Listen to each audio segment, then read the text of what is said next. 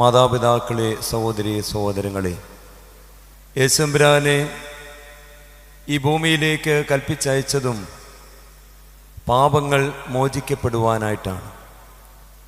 നമ്മളിവിടെ വരുന്ന കൂടി വരവിൻ്റെ എല്ലാം ആകത്തുക എന്ന് പറയുന്നത് ഞാനും നിങ്ങളുമെല്ലാം വിശുദ്ധീകരിക്കപ്പെട്ട് കർത്താവിൻ്റെ മഹത്വ പ്രത്യക്ഷതയിൽ അവനെ എതിരേൽക്കുവാൻ തേജസ്സിൻ്റെ കിരീടങ്ങൾ അണിഞ്ഞ് മഹത്വത്തിൻ്റെ കുരുത്തോലകളുമായി ദൈവത്തെ സ്തുതിച്ചുകൊണ്ട് അവൻ്റെ മഹത്വ രാജ്യത്തിൽ പ്രവേശിക്കുന്ന ആട്ടുംകൂട്ടങ്ങളായി തീരുവാനായിട്ടാണ് നമ്മളെല്ലാവരും ഇവിടെ കൂടി വന്നിരിക്കുന്നത്. കർത്താവിൽ ഏറ്റവും സ്നേഹമുള്ളവരെ, ഈ ദിവസങ്ങളിൽ എന്നെ ചിന്തിപ്പിച്ച ഒരു വലിയ വിഷയമാണ് ഇന്നത്തെ സന്ധിയിൽ നമുക്ക് ദൈവസന്നിധിയിൽ ആശ്രയിച്ചുകൊണ്ട് ചിന്തിക്കുവാനായിട്ടുള്ളത്. ഞാനൊരു ദേവാലയത്തിൽ ശുശ്രൂഷ നടത്തുമ്പോൾ അതിനുശേഷം ഒരു യുവാവ് എന്നോട് വന്നിട്ട് ഒരു കാര്യം പറഞ്ഞു. അച്ഛാ, ഈ അച്ഛന്മാരിങ്ങനെ കൈവച്ച് പ്രാർത്ഥിച്ചാൽ ഉടനെ പാപമോചനം കിട്ടുമെന്നൊന്നും ഞാൻ വിശ്വസിക്കുന്നില്ല. ഇത് ഇന്നത്തെ കാലഘട്ടത്തിൻ്റെ ഒരു വെല്ലുവിളി കൂടിയാണ്. നമ്മുടെ യുവതി യുവാക്കന്മാർ പലരും ഇന്ന് സഭയുടെ കൂദാശകളിൽ സംബന്ധിക്കുന്നുണ്ടെങ്കിലും ആഴമാർന്ന വിശ്വാസം നഷ്ടപ്പെട്ടുകൊണ്ടിരിക്കുകയാണ്. അതിൻ്റെ ഒരു പ്രതിധ്വനിയാണ് ഞാനിപ്പോൾ പറഞ്ഞ വാക്കുകൾ. പാപങ്ങൾ മോചിക്കുവാൻ പുരോഹിതന്മാരൊരു ഊസോയ കൊടുത്താൽ ഉടനെ പാപമോചനം കിട്ടുമെന്ന് ഞാൻ വിശ്വസിക്കുന്നില്ല. ഇതെന്നെ ഒത്തിരി ചിന്തിപ്പിച്ചിട്ടുണ്ട്. ഏറ്റവും സ്നേഹമുള്ളവർ, നമ്മളിന്ന് ചിന്തിക്കുന്ന ഒരു വിഷയം സഭയുടെ അനുരഞ്ജനത്തിൻ്റെ ശുശ്രൂഷയായ വിശുദ്ധ കുംഭസാരം എന്ന കൂദാശയാണ്. ഈ കൂദാശ പലപ്പോഴും ചോദ്യം ചെയ്യപ്പെട്ടിട്ടുള്ള കാലങ്ങളുണ്ട്. ഇന്ന് ഈ സന്ധ്യയിൽ നമ്മൾ ചേർന്നിരിക്കുമ്പോൾ എന്തിന് കുമ്പസാരിക്കണം? ഇതിനെ ശക്തമായി നമ്മൾ ചിന്തിക്കണം. പരിശുദ്ധ സഭയിൽ ഇന്ന് ഈ കൂദാശയോടുള്ള ആഭിമുഖ്യം കുറഞ്ഞുകൊണ്ടിരിക്കുകയാണ്. എന്തിനാണ് നമ്മൾ കുമ്പസാരിക്കേണ്ടത്? പാപം എവിടെയുണ്ടോ അവിടെയെല്ലാം സാത്താന് അധികാരമുണ്ട്. ഒന്നാമതായി നമ്മൾ ശ്രദ്ധിക്കേണ്ട കാര്യമാണ്, പാപം എവിടെയുണ്ടോ അവിടെ സാത്താന് അധികാരമുണ്ട്. അവൻ്റെ താവളം അവിടെ ഉണ്ടായിരിക്കും. പാപമുള്ള സാഹചര്യങ്ങളിലെല്ലാം സാത്താൻ അധികാരമെടുക്കുകയാണ്. ഈ അടുത്ത നാളിൽ ഒരു ദേവാലയത്തിലെ ശുശ്രൂഷയിൽ ഏറ്റവും മുമ്പിലിരിക്കുന്ന ഒരു കുഞ്ഞ് നന്നായി കരയുന്നത് കാണാനിടയായി. അവൻ നന്നായിട്ട് കരയുന്നുണ്ട്. ഇതെല്ലാം കഴിഞ്ഞ് ഞാൻ പോകുവാനൊരുങ്ങിയപ്പോൾ ആ കുഞ്ഞെൻ്റെ അടുക്കൽ കടന്നു വന്നിട്ട് പറഞ്ഞ, അച്ഛാ, എനിക്ക് പലതും ഉപേക്ഷിക്കണമെന്നുണ്ട്, എനിക്ക് പറ്റുന്നില്ല. ഞാൻ അവനോട് ചോദിച്ചു, നീ എത്രയിലാണ് പഠിക്കുന്നത്? അപ്പോൾ അവനെന്നോട് പറയുകയാണ്, അച്ഛാ, 7ാം ക്ലാസ്സിലാണ്. ഞാൻ ചോദിച്ചു, നീ എന്താണ് ഉപേക്ഷിക്കാനുള്ളത്? ഞാൻ ഈ പറയുന്ന കാര്യങ്ങൾ ഇനി ശ്രദ്ധിച്ച് കേൾക്കണം. എന്താണ് പാപമുള്ളിടത്ത് സാത്താൻ താവളം ഉണ്ടാക്കുന്നത് എന്നുള്ള കാര്യമാണ് ഇതെന്ന് നമ്മൾ മനസ്സിലാക്കേണ്ടത്. ആ കുഞ്ഞിനോട് പറയുകയാണ്, അച്ഛാ, കാണാൻ കൊള്ളാത്തതൊക്കെയും ഞാൻ കാണുന്നുണ്ട്, എനിക്കത് ഉപേക്ഷിക്കാൻ പറ്റുന്നില്ല. ഞാൻ ചോദിച്ചു, എവിടെ നിന്ന്? അപ്പോൾ അവൻ പറഞ്ഞു, എൻ്റെ അപ്പൻ്റെ ഫോണിൽ നിന്ന്. ഇത് പ്രത്യേകം ശ്രദ്ധിക്കുക, എൻ്റെ അപ്പൻ്റെ ഫോണിൽ നിന്നാണ് ഞാൻ കാണുന്നത്. ഞാൻ ചോദിച്ചു, എപ്പോഴാണ് കാണുന്നത്? എല്ലാവരും കിടന്നു കഴിയുമ്പോൾ അവൻ രാത്രിയിൽ എഴുന്നേൽക്കും. എല്ലാവരും കിടന്നു കഴിയുമ്പോൾ രാത്രിയിൽ എഴുന്നേൽക്കും. അപ്പൻ്റെ ഫോൺ അവിടെ ചാർജ് ചെയ്യാനൊക്കെ വെച്ചിട്ടുണ്ടാകും. അതെടുത്ത് അതിലൂടെ കാണുന്നത് നിർത്താൻ പറ്റുന്നില്ല. സ്കൂളിൽ പോകുമ്പോൾ ക്ലാസ്സിൽ ഇരിക്കാൻ പറ്റുന്നില്ല, അധ്യാപകരുടെ മുഖത്ത് നോക്കാൻ പറ്റുന്നില്ല, ഭക്ഷണം നന്നായി കഴിക്കാൻ പറ്റുന്നില്ല, പ്രാർത്ഥിക്കാൻ പറ്റുന്നില്ല. ഞാൻ ഈ പറഞ്ഞതെല്ലാം ഒരു ദൈവവചനമാണ്. 32-ാം സങ്കീർത്തനം, 38-ാം സങ്കീർത്തനം, സങ്കീർത്തനക്കാരൻ പറയാണ്, ദൈവമേ, നിന്റെ കൈ എൻ്റെ മേ ഭാരമാണ്, പ്രാർത്ഥിക്കാൻ പറ്റുന്നില്ലെന്ന്. ദൈവ സാന്നിധ്യം ഭാരമാണ്, പ്രാർത്ഥിക്കാൻ നിൽക്കുമ്പോൾ ക്ഷീണം, തളർച്ച, അസ്വസ്ഥത, അതിഭയങ്കരമായ ബുദ്ധിമുട്ടുകൾ, എങ്ങനെയായാലും തീർന്നാൽ മതി. ദേവാലയത്തിൽ കയറാൻ പറ്റുന്നില്ല. ആ കുഞ്ഞിനോട് പറയാച്ച പള്ളിക്കുള്ളിൽ കയറാൻ പറ്റുന്നില്ല. ഇതെവിടെ നിന്ന് വന്നു? ഇത് വന്നത് എവിടെയാണ്? ഒരപ്പൻ പാപത്തിൽ ജീവിച്ചപ്പോൾ, ആ കുഞ്ഞ് പാപം ചെയ്തിട്ടില്ല, ആ കുടുംബത്തിൽ സാത്താൻ അധികാരമെടുത്തു. കർത്താവിൽ സ്നേഹമുള്ളവരെ, ദാവീദ് പാപം ചെയ്തപ്പോൾ നാഥാം പ്രവാചകൻ പറഞ്ഞു, ഈ വീട്ടിൽ നിന്ന് ഈ വാള് മാറുകയില്ല. നീ ചെയ്ത പാപങ്ങളുടെ ദുരാത്മശക്തി ഈ വീട്ടിലുണ്ട്, ഈ കൊട്ടാരത്തിലുണ്ട്. 2 ശമൂവേലിന്റെ പുസ്തകം 12-ാം അധ്യായത്തിന്റെ 10-ാം വാക്യം വായിക്കുമ്പോൾ ദാവീദിനോട് നാഥാം പ്രവാചകൻ പറയാ, നിന്റെ വീട്ടിൽ നിന്ന് വാള് മാറുകയില്ല, അത് ഇറങ്ങി വരും. ദാവീദ് ചെയ്ത അതേ പാപങ്ങൾ ദൈവം ഒരു വചനോട് പറഞ്ഞു, നീ ഇരുട്ടത്താരും കാണാതെ ചെയ്തത് നിന്റെ മക്കൾ വരുമ്പോൾ വെളിച്ചത്തിൽ ചെയ്യും, പകല് ചെയ്യും. ആ കുടുംബത്തിന്റെ അവസ്ഥ നോക്കിക്കേ. ദാവീദ് ചെയ്ത അതേ പാപങ്ങളാണ് മക്കളിലേക്ക് വരുന്നത്. ദാവീദ് ഊരിയാവിന്റെ ഭാര്യയെ സ്വന്തമാക്കിയപ്പോൾ ദാവീദിന്റെ മകനായ അമ്നോൻ സ്വന്തം പെങ്ങളെ താമാറിനെ നശിപ്പിച്ചു. ആ വീട്ടിൽ നടക്കുകയാണ്. അതറിഞ്ഞപ്പോൾ ദാവീദ് പറയാണ്, ദൈവമേ, ദൈവമില്ലാത്ത ജാതികളിൽ പോലും ഇങ്ങനെ ഒരു തിന്മയില്ലല്ലോ, എൻ്റെ വീട്ടിൽ ഇങ്ങനെ സംഭവിച്ചു. അടുത്തത് എന്താണ്? ദാവീദ് മദ്യപാനം, ഊരിയാവിന് മദ്യം കൊടുത്തു. 11-ാം അധ്യായത്തിലുണ്ട്, 2 ശമൂവേൽ 11-ാം അധ്യായത്തിൽ. എന്നാൽ നമ്മൾ കാണുന്ന ഇപ്പോൾ എന്താണെന്നറിയാമോ?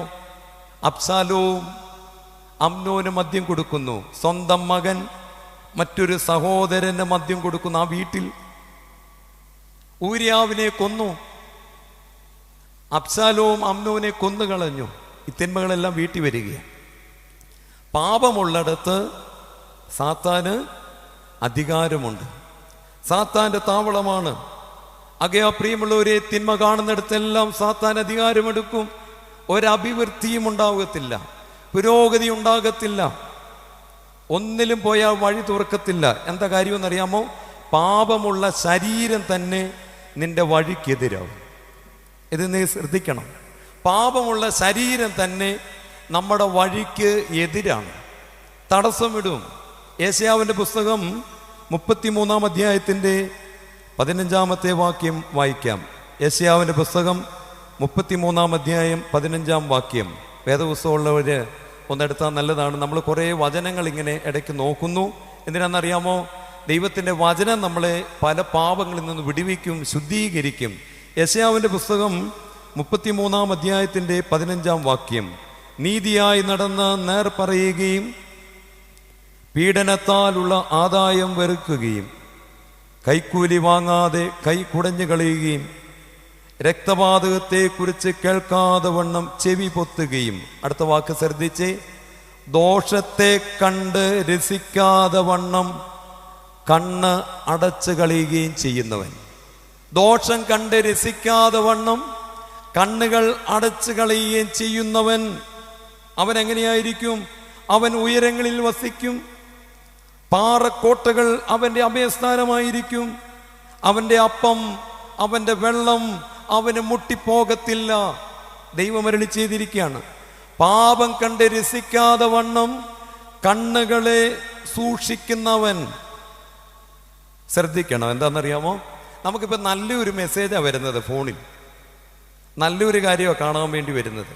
അത് ഓപ്പൺ ചെയ്ത് അങ്ങോട്ട് പോയി കഴിഞ്ഞാൽ കാണാൻ കൊള്ളാത്ത ഒത്തിരി വിഷയങ്ങളിലേക്ക് കയറിപ്പോകും. കാണാൻ കൊള്ളാത്ത ഒത്തിരി വിഷയങ്ങളിലേക്ക്. 2 പത്രോസിന്റെ പുസ്തകം 2-ാം അധ്യായം 14-ാം വാക്യം എന്താണെന്നറിയാമോ? കണ്ണിനൊരു പ്രശ്നമുണ്ട്. 2 പത്രോസിന്റെ പുസ്തകം 2-ാം അധ്യായം 14-ാമത്തെ വാക്യത്തിൽ പറയുന്നു, പാപം കണ്ടിട്ടും മതിവരാത്ത കണ്ണാണ്. പാപങ്ങൾ കണ്ടിട്ടും കണ്ടിട്ടും മതി വരുന്നില്ല. ഇങ്ങനെയുള്ള തിന്മ നിന്റെ ഭവനത്തിലുണ്ടെങ്കിൽ ആ വീട്ടിൽ സാത്താൻ അധികാരമുണ്ട്. ലേവ്യ പുസ്തകം 18-ാം അധ്യായം വായിക്കുമ്പോൾ ദൈവം പറയുകയാണ്, കാണരുതെന്ന് 20 പ്രാവശ്യം പറഞ്ഞിരിക്കുന്നു. എന്താണ്? നഗ്നത കാണരുത്, നഗ്നത കാണരുത്. ദൈവം ആവർത്തിച്ച് ഏതാണ്ട് കേവലം 12 വാക്യങ്ങളിൽ 20 പ്രാവശ്യം പറഞ്ഞിരിക്കുക, നഗ്നത കാണരുത്. എന്തിന് ദൈവം പറഞ്ഞു? ഇങ്ങനെ കണ്ടാൽ ഒരു പരിധിയുണ്ട്, അത് കഴിയുമ്പോൾ ദേശം ഛർദിച്ച് കളയും. ദേശം എന്ത് ചെയ്യും? ഛർദിച്ച് കളയും. ലേവ്യ പുസ്തകം 18-ാം അധ്യായത്തിൽ ഒരു വാക്യമാണ്. എന്താണെന്നറിയാമോ? ഒരു ലെവലുണ്ട്, പാപത്തിനൊരു ലെവലുണ്ട്. അത് കഴിയുമ്പോൾ അത് നമുക്ക് വലിയ പ്രശ്നമായി വരും. പാപത്തിൻ്റെ ലെവൽ എന്താണെന്നറിയാമോ? പാലടുപ്പത്ത് വെച്ചാൽ നമുക്കറിയാം തിളച്ചു പോകും. നമുക്ക് തിളച്ചു കഴിഞ്ഞാൽ വേണമെങ്കിൽ തീ ഇച്ചിരി കുറച്ച് വെച്ച് പിന്നെയും തിളപ്പിച്ചുകൊണ്ടിരിക്കാം, ഇല്ലേ? പക്ഷേ കുറച്ചുകൂടെ കഴിഞ്ഞാൽ എന്നാ പറ്റും? അത് പോവും. അതുകൊണ്ടാണ് അബ്രഹാമിനോട് ദൈവം പറഞ്ഞു, ഉൽപ്പത്തി പുസ്തകം 15-ാം അധ്യായത്തിൽ ഒരു വാക്യമുണ്ട്. 4 തലമുറകൾക്ക് മുന്നേ, ഏതാണ്ട് 500 വർഷങ്ങൾക്ക് മുമ്പേ ദൈവം അബ്രഹാമിനോട് പറയുകയാണ്, നിന്റെ മക്കളുടെ മക്കളുടെ മക്കൾ 4-ാം തലമുറ ഈ കനാൻ വിട്ട് മറ്റൊരു ദേശത്തിൽ അടിമകളായി പാർക്കും. പക്ഷേ ഞാൻ അവരെ വിടുവിക്കും, അവരെ കനാനിലേക്ക് കൊണ്ടുവരും. പക്ഷെ ദൈവം നേരത്തെ തന്നെ ഒരു കാര്യം പറഞ്ഞു. എന്താണെന്നറിയാമോ? കനാനിലേക്ക് കൊണ്ടുവരണമെങ്കിൽ ഇവിടെ താമസിക്കുന്ന ജനമുണ്ട്, അവരോട് ഞാൻ ക്ഷമിച്ചുകൊണ്ടിരിക്കുന്നു. ഉൽപ്പത്തി പുസ്തകം 15-ാം അധ്യായത്തിൽ നമുക്ക് വായിക്കാം. ഉൽപ്പത്തി പുസ്തകം 15-ാം അധ്യായത്തിൻ്റെ 16-ാം വാക്യം. 4-ാം തലമുറക്കാർ ഇവിടേക്ക് മടങ്ങി വരും.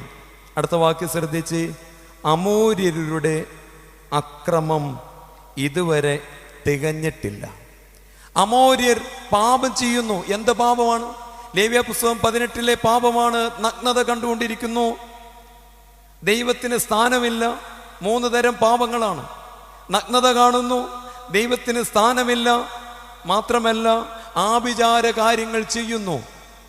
അമോര്യരുടെ പാപങ്ങളുടെ അതിൻ്റെ തികവ് വന്നിട്ടില്ല എന്ന് പറഞ്ഞാൽ തിളച്ച് മറിഞ്ഞിട്ടില്ലെന്ന്.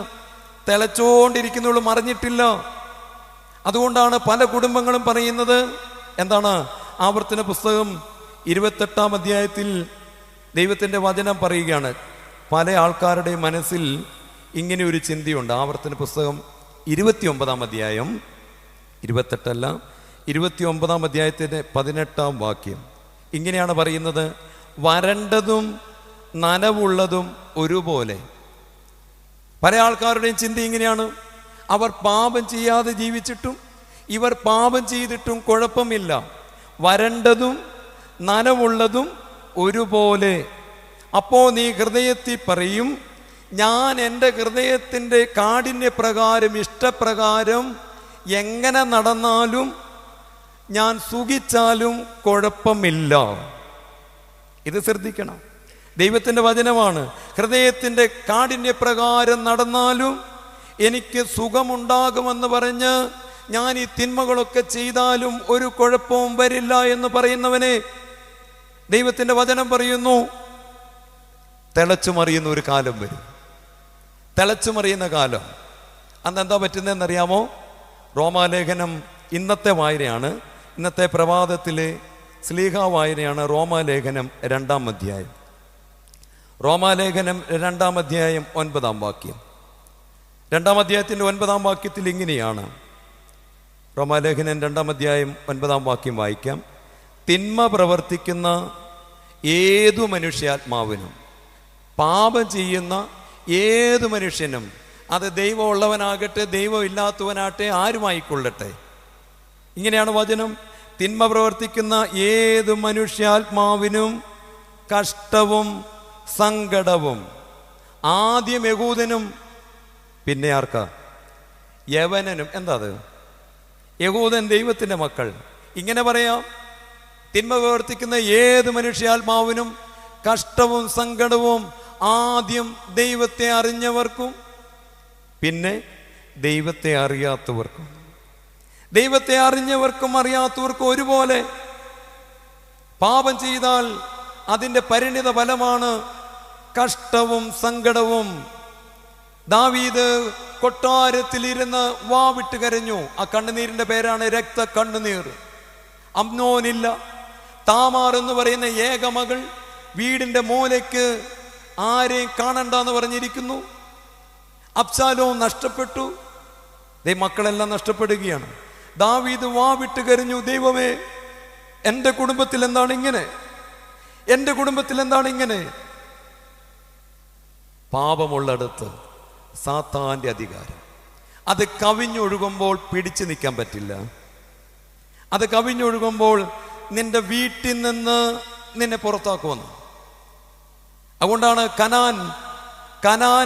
കനാനിൽ ഒത്തിരി പേരുണ്ട്. കനാന്യർ, ഹിത്യർ, ഹിവ്യർ, പെരിസ്യർ, എബ്യൂസ്യർ എല്ലാവരും ഉണ്ട്. ദൈവം ഇസ്രായേൽ ജനത്തെ അവിടെയോട്ട് കൊണ്ടുവരുമ്പോൾ അനീതിയല്ലേ? എന്നാൽ ദൈവം പറയുന്നു, ഞാൻ അനീതി ചെയ്തിട്ടില്ല. അവർ ചെയ്ത പാപം മൂലം പാല് കവിഞ്ഞൊഴുകിയതുപോലെ ദേശം അവരെ ഛർദ്ദിച്ചു. നീ നിൽക്കുന്ന സ്ഥാനത്ത് നിന്ന് നിന്നെ ഉമിണ്ണ് കളയും. അത് പുരോഹിതനായാലും അൽമായനായാലും ആരായാലും ദൈവത്തിന്റെ വചനമാണ്.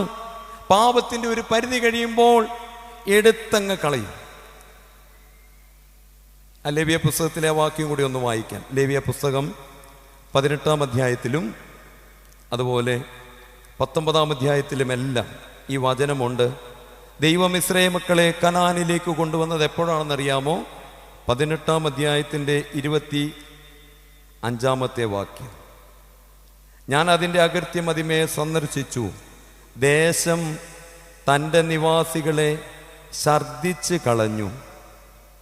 ദേശം തൻ്റെ നിവാസികളെ ഛർദ്ദിച്ച് കളഞ്ഞു. താമസിക്കുന്നിടത്ത് താമസിക്കാൻ പറ്റുന്നില്ല. സ്ഥലം മാറി ഓടി നടന്നിട്ട് കാര്യമില്ല. പിന്നെ എന്താണ് പ്രശ്നം? പാപം ഉള്ളിടത്ത് സാത്താൻ വന്നിരിക്കും. വിശുദ്ധ മത്തായിയുടെ സുവിശേഷം 24-ാം അധ്യായത്തിൻ്റെ 28-ാമത്തെ വാക്യം. വിശുദ്ധ മത്തായിയുടെ സുവിശേഷം 24-ാം അധ്യായത്തിൻ്റെ 28-ാമത്തെ വാക്യം ചെറിയൊരു വാക്യമാണ്. ശവമുള്ളയിടത്ത് കഴുക്കൾ കൂടും. എന്താണ് ഈ ശവം? പിതാക്കന്മാർ രണ്ട് രീതിയിൽ ഇതിനെ വിവർത്തനം ചെയ്യുന്നുണ്ട്. ഒന്ന്, അനുദപിക്കാത്ത ഏറ്റുപറയാത്ത പാപം അത് ശവം നാറുന്നത് പോലെ ജീവിതത്തിൽ നാറും. നീ അനുദപിക്കാത്ത ഏറ്റുപറയാത്ത പാപങ്ങൾ നിന്റെ ജീവിതത്തിൽ നാറ്റമുണ്ടാക്കും. അവിടേക്ക് കഴുകന്മാരെ ക്ഷണിച്ചു വരുത്തേണ്ട ആവശ്യമില്ലെന്ന്. നീ ക്ഷണിക്കേണ്ട ആവശ്യമില്ല. സാത്താൻ അവിടേക്ക് വന്നിരിക്കും, അധികാരമെടുത്തിരിക്കും. മറ്റൊരു കാര്യം പറയുന്നുണ്ട്, പാപത്തിന് മരിക്കുക എന്ന് പറഞ്ഞാൽ ഞാൻ പാപത്തിന് മരിച്ചവനായി തീർന്നാൽ പരിശുദ്ധാത്മാവ് നമ്മൾ വിളിക്കാതെ തന്നെ വരും. പരിശുദ്ധാത്മാവ് വരും. എന്നിലുള്ള ഞാൻ മരിച്ചു കഴിഞ്ഞാൽ പരിശുദ്ധാത്മാവ് വന്നിരിക്കും. അതുകൊണ്ടാണ് യോഹന്നാൻ പ്രാർത്ഥിച്ചത്, ഞാനോ കുറയണം, അവൻ വളരണം. അതുകൊണ്ട് കർത്താവ് സ്നേഹമുള്ളവരെ, രണ്ട് കാര്യങ്ങൾ ഇതിന് വിവർത്തനമുണ്ട്. ഒന്ന്, പാപം ഏറ്റുപറയാതെ കിടന്നാൽ, അനുദപിക്കാതെ കിടന്നാൽ, കുഴപ്പമില്ല എന്ന് പറഞ്ഞിരുന്നാൽ നിന്റെ വീട്ടിൽ കഴുകന്മാർ വരുന്നത് പോലെ സാത്താൻ വന്നിരിക്കും. അബ്രഹാം ബലിയർപ്പിച്ചപ്പോൾ റാഞ്ചൻ കഴുകൻ വന്നു. അത് പിളർത്തി ബലിയർപ്പണത്തിൽ ആരാ ഈ കഴുകൻ? അവിടെ പറയുന്നത് സാത്താനാണെന്ന്. അബ്രഹാം അതിനെ ആട്ടി ഓടിച്ചു. നിന്റെ ജീവിതത്തിന്റെ മാലിന്യങ്ങളിലേക്ക് വരുന്ന കഴുകന്മാരുണ്ട്, അതിനെ ആട്ടി ഓടിച്ചു. അതുകൊണ്ട് എന്തുകൊണ്ടാണ് കുമ്പസാരിക്കേണ്ടത്? കുമ്പസാരിച്ചില്ലെങ്കിൽ വീട്ടിൽ ആരധികാരമെടുക്കും? സാത്താൻ. ഇനി അതിൻ്റെ തീവ്രത നോക്കണം. യൂദായുടെ പുസ്തകം, പുതിയ നിയമത്തിൽ യൂദായുടെ പുസ്തകം അധ്യായമില്ല, 9-ാം വാക്യം. യൂദായുടെ പുസ്തകം 9-ാം വാക്യത്തിൽ മോശ മരിച്ചു.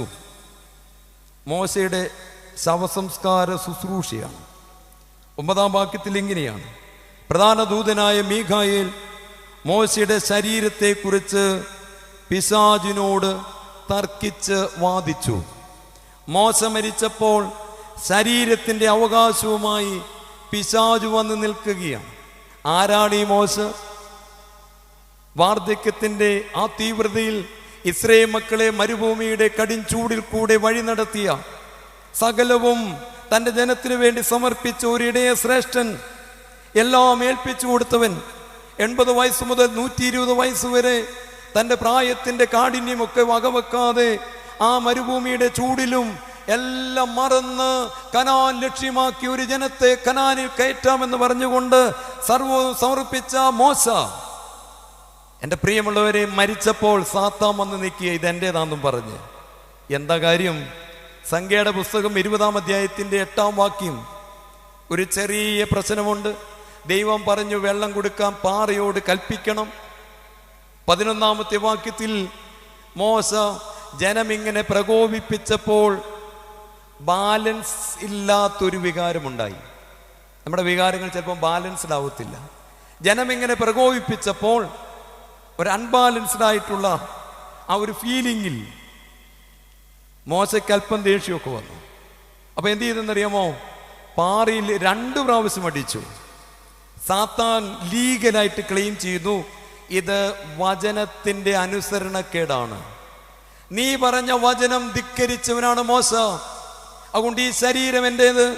നിങ്ങൾ നോക്കിക്കേ, ഇത്രയും ദൈവത്തിന്റെ സ്നേഹിതനായി നടന്ന മോശെ, ആ ശരീരം സാത്താൻ ചോദിച്ചെങ്കിൽ എൻ്റെ നിങ്ങളുടെ വീട്ടിൽ എത്രയധികം സാത്താൻ അധികാരമെടുക്കും, എത്രയധികം.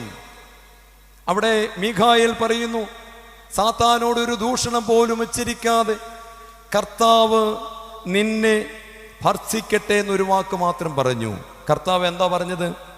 സാത്താനെ, നിനക്കിതിന്മേൽ അധികാരമില്ല, കാരണം മോശ ചെയ്ത ഈ ചെറിയ തെറ്റിന് ശിക്ഷ ഞാൻ കൊടുത്തു കഴിഞ്ഞു.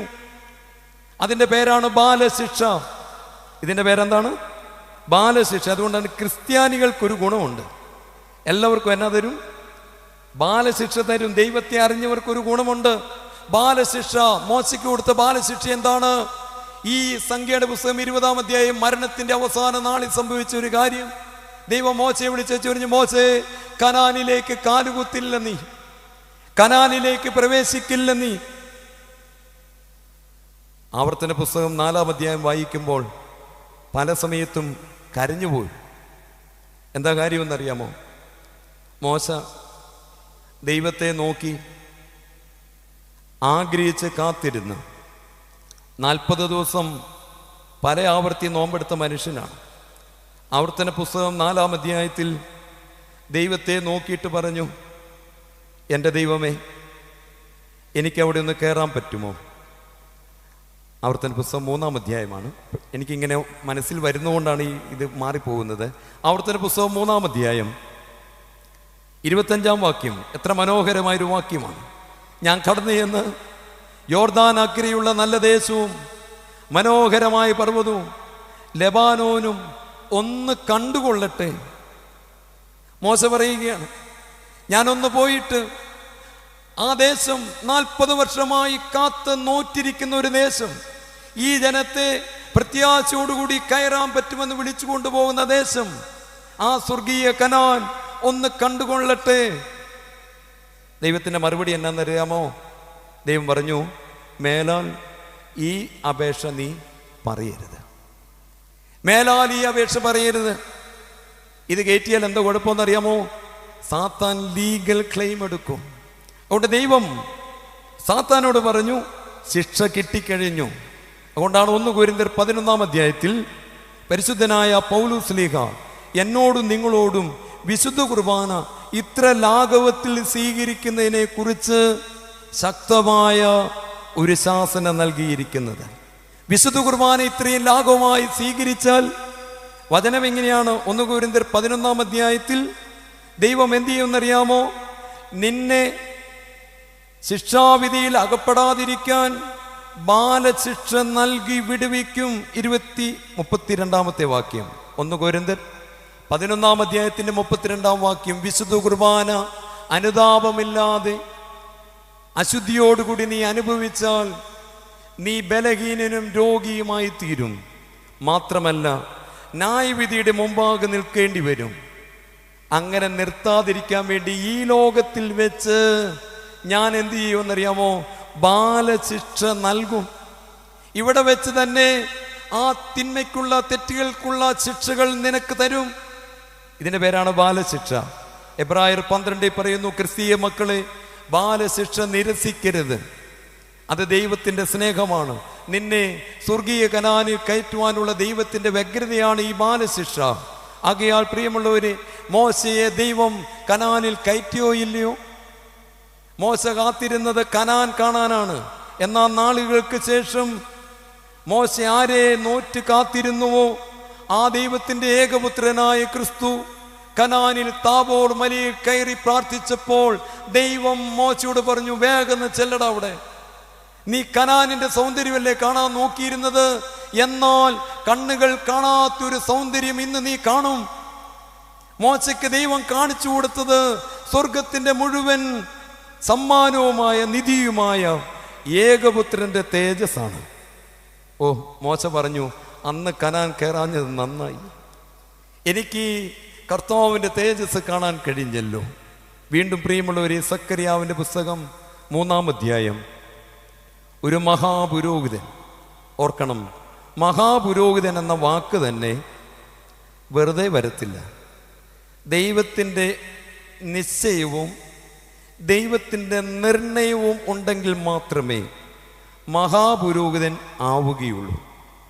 എന്ന് പറഞ്ഞാൽ ദൈവത്തിന് ഏറ്റവും പ്രിയമുള്ളവർ, ഒരു മഹാപുരോഹിതൻ, ദൈവം ഏറ്റവും അടുത്ത് നിൽക്കുന്നയാള്, ഒരു സഭയുടെ മഹാപുരോഹിതൻ, ദൈവം ഏറ്റവും ചേർന്ന് നിൽക്കുന്നയാള്. അങ്ങനെയുള്ള ഒരു മഹാപുരോഹിതനെ കുറിച്ച് സക്കറിയാവിന്റെ പുസ്തകം 3-ാം അധ്യായത്തിൽ പറയുകയാണ്. യോശുവ മഹാപുരോഹിതൻ കാപ്പ ധരിച്ചുകൊണ്ടിരിക്കുകയാണ്, ഒരു ബലിയർപ്പണത്തിന് കാപ്പ ധരിച്ചുകൊണ്ടിരിക്കുകയാണ്. സാത്താൻ അടുത്തു വന്നിട്ട് പറഞ്ഞു, ഇവൻ മലിന വസ്ത്രമുള്ളവനാണ്. സാത്താൻ അവിടെ ക്ലെയിം ചെയ്തു ദൈവത്തോട്. യോഗ്യതയില്ലാത്തവൻ, ഒക്സിയോസ് എന്ന് നമ്മൾ ചൊല്ലുമ്പോൾ സാത്താൻ പറയുന്നു, ഇല്ല, ചൊല്ലാൻ പാടില്ല, യോഗ്യതയില്ലാത്തവൻ, യോഗ്യതയില്ലാത്തവൻ. എന്താണ് സാത്താന്റെ പ്രത്യേകത? വെളിപാട് പുസ്തകം 12-ാം അധ്യായത്തിന്റെ 10-ാമത്തെ വാക്യത്തിൽ രാപകൽ ദൈവമക്കളെ, നമ്മുടെ സഹോദരന്മാരെ ദൈവസന്നിധിയിൽ കുറ്റം പറയുന്ന ആളാണ് സാത്താൻ. എൻ്റെ നിങ്ങളുടെയും ഓരോ ചേതനകളും സൂക്ഷ്മതയോടുകൂടി നോക്കുന്നയാളാണ് സാത്താൻ. രാപകൽ ദൈവസന്നിധി കുറ്റം പറയുന്നു. ആ സാത്താൻ യോശുവയെ കുറിച്ച് കുറ്റം പറഞ്ഞു, മലിന വസ്ത്രമുള്ളവനാണ്. ഞാനിത് പറഞ്ഞത് എന്തിനാണെന്നറിയാമോ? ഇത്രയും വിശുദ്ധിയോടുകൂടി ജീവിച്ചവരെ സാത്താൻ വിട്ടില്ലെങ്കിൽ പിന്നെ നമ്മുടെ കാര്യം പറയാനുണ്ടോ? ശ്രദ്ധിക്കണം. ദൈവം അപ്പോൾ പറഞ്ഞു, അവന്റെ മലിന വസ്ത്രങ്ങൾ ഞാൻ മാറ്റിത്തരും. എങ്ങനെയാണ്? ഇവിടെ ഒരു പാട്ട് നല്ല പാടി, കുഞ്ഞാട്ടിൻ തിരുരക്തത്താൽ, യേശുവിന്റെ രക്തത്താൽ ഒരു വസ്ത്രം അലക്കി നിനക്ക് വേണ്ടി ഒരുക്കി വെച്ചിട്ടുണ്ട്. യോശുവ മഹാപുരോഹിതനെ കുറിച്ച് ദൈവം പറഞ്ഞു, ഞാൻ ആ മഹത്വ വസ്ത്രം ഇവനിട്ട് കൊടുക്കും. ആകയാ പ്രിയമുള്ളവരെ, ഈ പരിശുദ്ധ നോമ്പ് എന്തിനാണ്? എൻ്റെ നിങ്ങളുടെ വീട്ടിൽ നിന്ന് ഈ പാപത്തിൻ്റെ ബന്ധനം അഴിയണം. ഇതഴിഞ്ഞില്ലെങ്കിൽ യോഹന്നാന്റെ സുവിശേഷത്തിൽ യേശുവെമ്പുരാൻ നമ്മളോട് പറയുന്നു, 10-ാം അധ്യായത്തിന്റെ 10-ാം വാക്യം, സാത്താൻ വരുന്നത് 3 കാര്യങ്ങൾ ചെയ്യാൻ. എന്തൊക്കെയാണെന്നറിയാമോ? മോഷ്ടിക്കാനും അറക്കുവാനും മുടിക്കുവാനും. സാത്താൻ ഒരു വീട്ടിൽ വരുന്നത് മോഷ്ടിക്കാൻ. എന്താണ് ഈ മോഷ്ടിക്കുന്നത്? ദൈവമക്കൾക്കൊരു പ്രത്യേകതയുണ്ട്. എന്നാണെന്നറിയാമോ? സ്നേഹം, സന്തോഷം, സമാധാനം, നന്മ, വിശുദ്ധി, പ്രകാശം, ഇത്രയും ഉണ്ടാകും. ഇത് പിതാക്കന്മാർ പറയുന്ന കാര്യമാണ്. 6 കാര്യങ്ങൾ നമ്മൾ കൊടുക്കണം. സ്നേഹം, സന്തോഷം, സമാധാനം, നന്മ, വിശുദ്ധി, പ്രകാശം. ഇതാര് മോഷ്ടിക്കും? സാത്താൻ. വീട്ടിൽ സാത്താൻ ഇത് മോഷ്ടിച്ചാൽ, സ്നേഹം മോഷ്ടിച്ചാൽ വെറുപ്പ് തുടങ്ങും. ജീവിത പങ്കാളിയോട് വെറുപ്പ്, മാതാപിതാക്കളോട് വെറുപ്പ്, മക്കളോട് വെറുപ്പ്, സഹോദരന്മാരോട് വെറുപ്പ്. സന്തോഷം മോഷ്ടിച്ചാൽ എപ്പോഴും സങ്കടം, സമാധാനം മോഷ്ടിച്ചാൽ എപ്പോഴും ആകുലത, വിശുദ്ധി മോഷ്ടിച്ചാൽ പ്രിയം. എന്തുകൊണ്ടാണ് ഈ സാത്താൻ ഇത് മോഷ്ടിക്കുന്നത്? സാത്താൻ ആരാണ്? മാലാഖ. ഒരു കാലത്ത് ഇതെല്ലാം അനുഭവിച്ചവൻ. മാലാഖ വൃന്ദം വീണുപോയി. അവനിനി ഇത് കിട്ടാൻ ഒരിടവുമില്ല. അവൻ ദാഹിച്ച് നടക്കുകയാണ്. ദൈവമക്കളുടെ അടുക്കൽ നിന്ന് കിട്ടുകയുള്ളൂ. അതുകൊണ്ട് യേശുവെമ്പുരാൻ പറഞ്ഞു, സാത്താൻ നിന്റെ അടുക്കൽ വരൂ, അവൻ മോഷ്ടിക്കും, ഇതെല്ലാം മോഷ്ടിക്കും, ഒരു കുടുംബത്തിൽ നിന്ന് മോഷ്ടിക്കും. അത് കഴിയുമ്പോൾ എന്താ ചെയ്യുന്നത്? അത് കഴിയുമ്പോൾ കൊല്ലുന്ന അവസ്ഥയിലേക്ക് കൊണ്ടുവരും. പ്രിയമുള്ളവർ, ഇതെല്ലാം നഷ്ടമാകുമ്പോഴാണ് ജീവിക്കണ്ടെന്ന് പറയുന്നത്. ജീവിതത്തോട് താല്പര്യമില്ല, ആ കുടുംബം നശിപ്പിക്കും, ഇല്ലാതാക്കി കളയും. ആകയാൽ പാപം നമ്മൾ വെച്ച് പൊറുപ്പിക്കില്ല. ഇത് നമ്മൾ ഏറ്റുപറയണം. പാപം കിടക്കുവാൻ സമ്മതിക്കരുത്. ദൈവം കായേനോടൊരു കാര്യം പറഞ്ഞു. കായേനെ, പാപം നിന്റെ വാതിക്കൽ കിടക്കുകയാണ്. പാപം നിന്റെ വാതിക്കൽ കിടക്കുന്നു, നീ അതിനെ കീഴടക്കണം. ഉൽപ്പത്തി പുസ്തകം 4-ാം അധ്യായം 7-ാം വാക്യം. നീ അതിനെ കീഴടക്കണം. കർത്താവിൽ പ്രിയമുള്ളവരെ, പാപം നമ്മൾ കീഴടക്കണമെന്ന് ദൈവം ആഗ്രഹിക്കുന്നു. അതിനെന്താ ചെയ്യേണ്ടത്? അതാണ് നോമ്പ്. നോമ്പ് എന്താണെന്ന് നമുക്കറിയാം. ശരീരം ചോദിക്കുന്നത് കൊടുക്കാത്തതിൻ്റെ പേരാണ് നോമ്പ്. ശരീരം ചോദിക്കുന്നത് കൊടുക്കാത്തതിൻ്റെ പേരാണ് നോമ്പ്. ശരീരം ചോദിച്ചത് കൊടുത്തതാണ് ആദ്യ കൽപ്പന ലംഘനം. കഴിക്കരുതെന്ന് ദൈവം പറഞ്ഞത് ശരീരം ചോദിച്ചപ്പോൾ കൊടുത്തു. ശരീരം ചോദിക്കുന്നത് കൊടുക്കാതിരിക്കുന്നതാണ് നോമ്പ്. എൻ്റെ നിങ്ങളുടെ ജീവിതത്തിൽ പല പ്രലോഭനങ്ങളുണ്ട്. ശരീരം ഓരോന്നും ചോദിക്കും. ഇത് കൊടുക്കാതിരിക്കുന്നതാണ് നോമ്പ്. അതിനെന്താ വേണ്ടിയത്? അതിനൊരു ദൈവ സഹായം ആവശ്യമാണ്. ദൈവത്തിൻ്റെ സഹായം കൂടാതെ നോമ്പെടുക്കാൻ പറ്റില്ല. ഇന്ന് പലർക്കും ഉപവസിക്കാൻ പറ്റുന്നില്ല. കാരണം വെള്ളം കുടിക്കണം, ദാഹം വരുന്നു, ശരീരം ഓരോന്ന് ചോദിച്ചുകൊണ്ട് നോമ്പെടുക്കാൻ പറ്റുന്നില്ല. ഇച്ചിരി മീൻചാറ് കൂട്ടാൻ കുഴപ്പമില്ല. എന്തെങ്ങനെ വരുന്നത്? ഇതിനൊരു അഭിഷേകം ആവശ്യമാണ്. ഏശയ്യാവിൻ്റെ പുസ്തകം 49-ാം അധ്യായത്തിൽ ഒരു വചനമുണ്ട്, അവർക്ക് വിശക്കില്ല, ദാഹിക്കില്ല. ഇതൊരു അഭിഷേകമാണ്, ദൈവമാണ് അരുളി ചെയ്തത്. ആ ജനത്തിന് വിശപ്പില്ല, ദാഹമില്ല. ഈ വചനത്തിൻ്റെ ഒരു അഭിഷേകം കിട്ടിയാൽ ഉപവസിക്കാൻ പറ്റും, ഇല്ലെങ്കിൽ പറ്റത്തില്ല. കായേൻ പാപം മുമ്പിൽ വന്ന് കിടക്കുകയാണ്. എന്താ പറ്റിയത്? സ്വന്തം സഹോദരനെ കൊന്നുകളഞ്ഞു. ഇത് കഴിയുമ്പോൾ എന്താ പറയുന്നത്? വേണ്ടായിരുന്നു. ഏത് പാപവും കഴിയുമ്പോൾ നമ്മൾ പറയും വേണ്ടായിരുന്നു. ആകയാൽ പ്രിയമുള്ളവരെ, ഈ പാപം നമ്മുടെ അസ്ഥികളെ ക്ഷയിപ്പിക്കും. ഈ നോമ്പിൽ വായിക്കാനുള്ള സങ്കീർത്തനങ്ങളാണ് 32-ഉം 38-ഉം ഒക്കെ. അസ്ഥികളെ ക്ഷയിപ്പിക്കുന്നു, നമുക്ക് പ്രത്യാശ പോകുന്നു, എല്ലാം ഭാരമായി തീരുന്നു, എവിടെ ചെന്നാലും വാതിലടയുന്നു.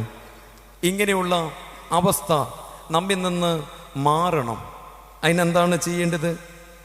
അതിന് ചെയ്യേണ്ടതാണ് പാപം ഏറ്റുപറയുക എന്നുള്ളത്. പാപം ഏറ്റുപറയണം.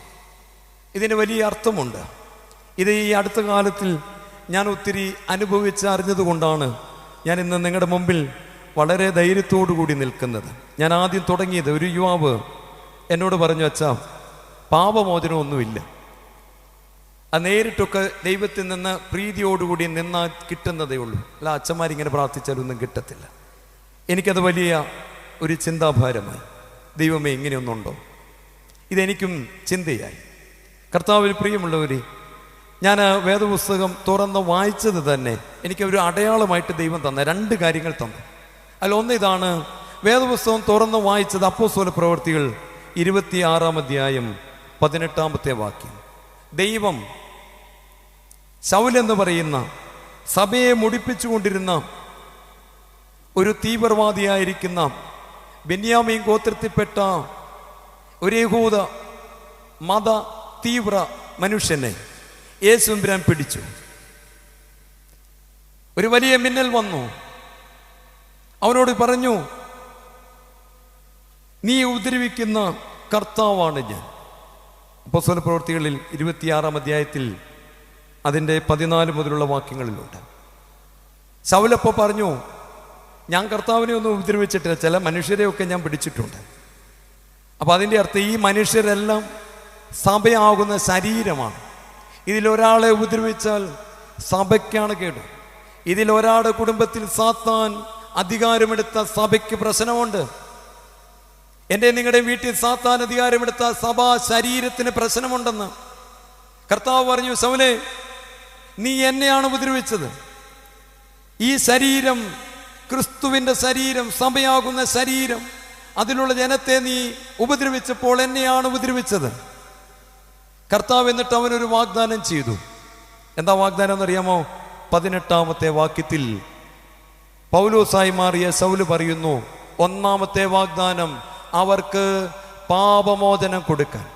എന്താ ഒന്ന് പറഞ്ഞേ, എല്ലാവരും ഒന്ന് പറഞ്ഞേ. എന്നാ കൊടുക്കാൻ? പാപമോചനം കൊടുക്കാൻ.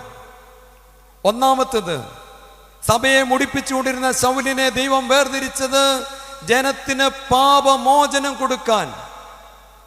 ഇതൊരു കൂദാശയാണ്. ജനത്തിന് പാപമോചനം കൊടുക്കാൻ, എന്നിലുള്ള വിശ്വാസത്താൽ ശുദ്ധീകരിക്കപ്പെടുന്നവരെ എൻ്റെ അവകാശമാക്കാൻ. മൂന്നാമതൊരു കാര്യം പറഞ്ഞു, സാത്താന്റെ അധികാരത്തിൽ നിന്ന് ജനത്തെ വിടുവിക്കുവാൻ. ഇത് പൗരോഹിത്യത്തിലുള്ള ഒരു അധികാരമാണ്. ദൈവം പൗലോസ്ലീഹായ്ക്ക് കൊടുത്തു.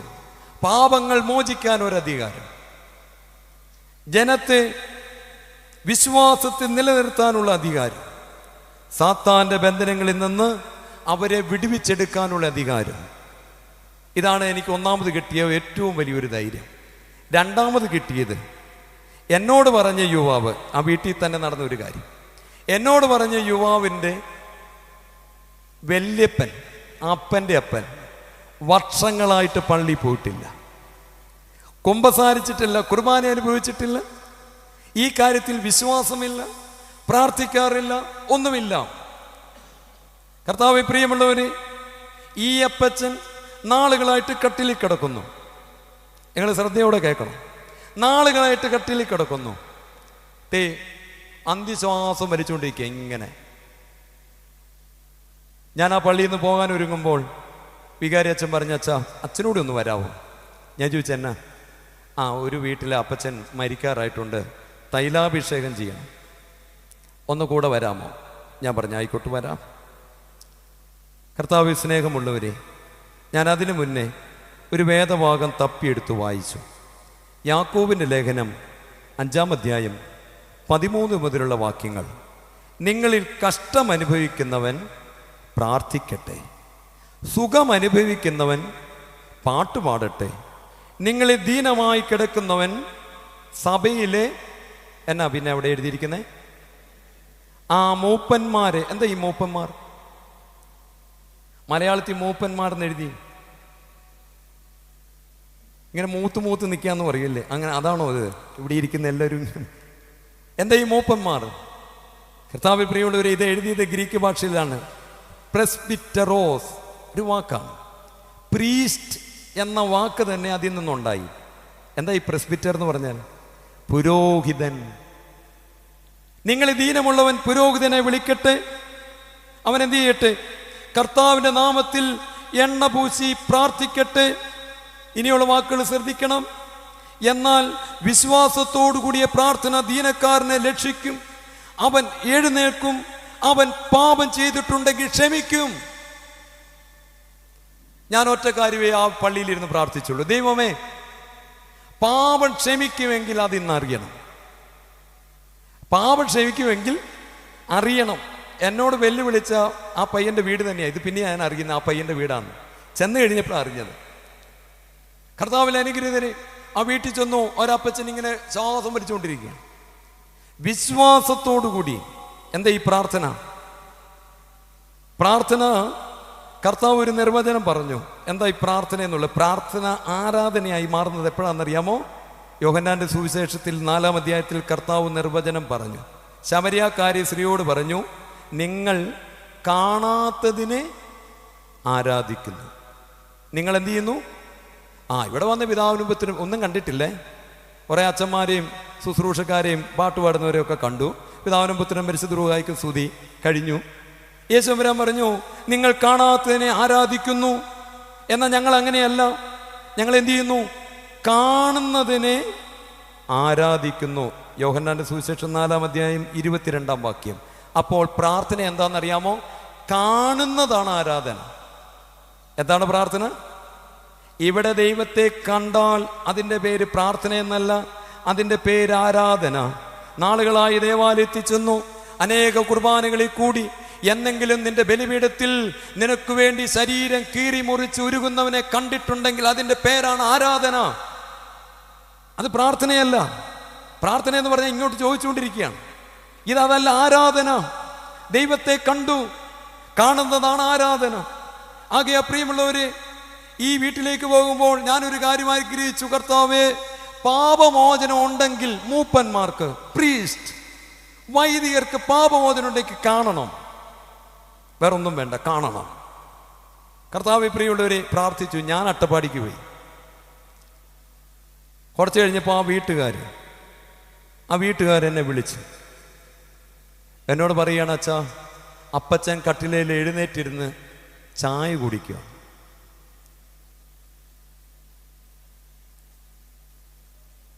ഇത് പ്രിയമുള്ളവരെ, ഇത് നമ്മൾ മനസ്സിലാക്കണം. വിശുദ്ധ മർക്കോസിന്റെ സുവിശേഷം 2-ാം അധ്യായം. നാളുകളായി തളർന്നു കിടന്ന മനുഷ്യൻ 4 പേർ ചുമന്നുകൊണ്ട് യേശുവമ്പുരാന്റെ അടുക്കൽ ചെന്നു. യേശുവമ്പുരാൻ പറഞ്ഞു, രോഗം സൗഖ്യമാകട്ടെ. അങ്ങനെയാണോ പറഞ്ഞത്? അല്ല. പിന്നെ യേശുവമ്പുരാൻ എന്താ പറഞ്ഞത്? യേശുവമ്പുരാൻ എന്തു പറഞ്ഞു? രോഗം സൗഖ്യമാകട്ടെ എന്നാണോ പറഞ്ഞത്? അല്ല. വിശുദ്ധ മർക്കോസിന്റെ സുവിശേഷം 2-ാം അധ്യായം എടുത്താൽ കർത്താവ് പറഞ്ഞു, മകനെ, നിന്റെ പാപങ്ങൾ മോചിച്ചിരിക്കുന്നു. 5-ാമത്തെ വാക്യം. പാപമോചനം കിട്ടിയപ്പോൾ അവൻ കട്ടിലയിൽ എഴുന്നേറ്റങ്ങിരുന്നു.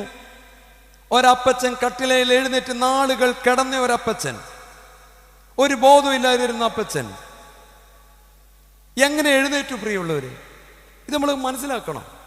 എഴുന്നേറ്റതിന്റെ അടയാളമാണ് പാപമോചനം. എന്താ അതിന്റെ പേര്? പാപമോചനം. സഭയിൽ, അപ്പോസ്തലിക സഭയിൽ ദൈവം കൊടുത്തൊരു അധികാരമാണ് പാപമോചനം. ഇനിയും മനസ്സിലാക്കാൻ പറ്റുന്നില്ലെങ്കിൽ യോഹന്നാന്റെ സുവിശേഷം 20-ാം അധ്യായം എടുക്കാം. യോഹന്നാന്റെ സുവിശേഷം 20-ാം അധ്യായം. ഇതിനെക്കുറിച്ച് ബോധ്യമില്ലാത്തത് കൊണ്ടാണ് ഇന്ന് അനേകർ ഈ കൺഫെഷൻ, കുമ്പസാരം എന്ന് പറയുന്ന രമ്യതയുടെ ശുശ്രൂഷയ്ക്ക് വിലയില്ലാതാക്കി കാണുന്നത്. അപ്പോസ്തലൻ യോഹന്നാന്റെ സുവിശേഷം 20-ാം അധ്യായത്തിന്റെ 19 മുതലുള്ള വാക്യങ്ങൾ. ആഴ്ചവട്ടത്തിന്റെ 1-ാം നാൾ ശിഷ്യന്മാർ യഹൂദന്മാരെ പേടിച്ച് വാതിലടച്ചിരിക്കെ യേശു വന്ന് എന്നാ പറഞ്ഞു? സമാധാനം. എന്നിട്ട് എന്നാ പറഞ്ഞത്? എൻ്റെ കൈയും വിലാപ്പുറവും. എന്തിനങ്ങനെ പറഞ്ഞത്? യേശുവമ്പുരാൻ സമാധാനം എന്ന് പറഞ്ഞപ്പോൾ ശിഷ്യന്മാർക്ക് മനസ്സിലായില്ല. എന്താണ് ഈ സമാധാനം? ഈ സമാധാനം പാപങ്ങളുടെ മോചനമാണ്, കടങ്ങളുടെ പരിഹാരമാണ് ഈ സമാധാനം. അതെങ്ങനെ സാധിച്ചു? എൻ്റെ കൈയും വിലാപ്പുറവും കാണാൻ പറഞ്ഞു. ശിഷ്യന്മാർക്ക് പക്ഷേ കർത്താവിനെ കണ്ട് സന്തോഷം. അവിടെ എഴുതിയിട്ടുണ്ട്, അവർക്ക് സന്തോഷം. അവർക്കിതൊന്നും കാണാൻ നേരമില്ല.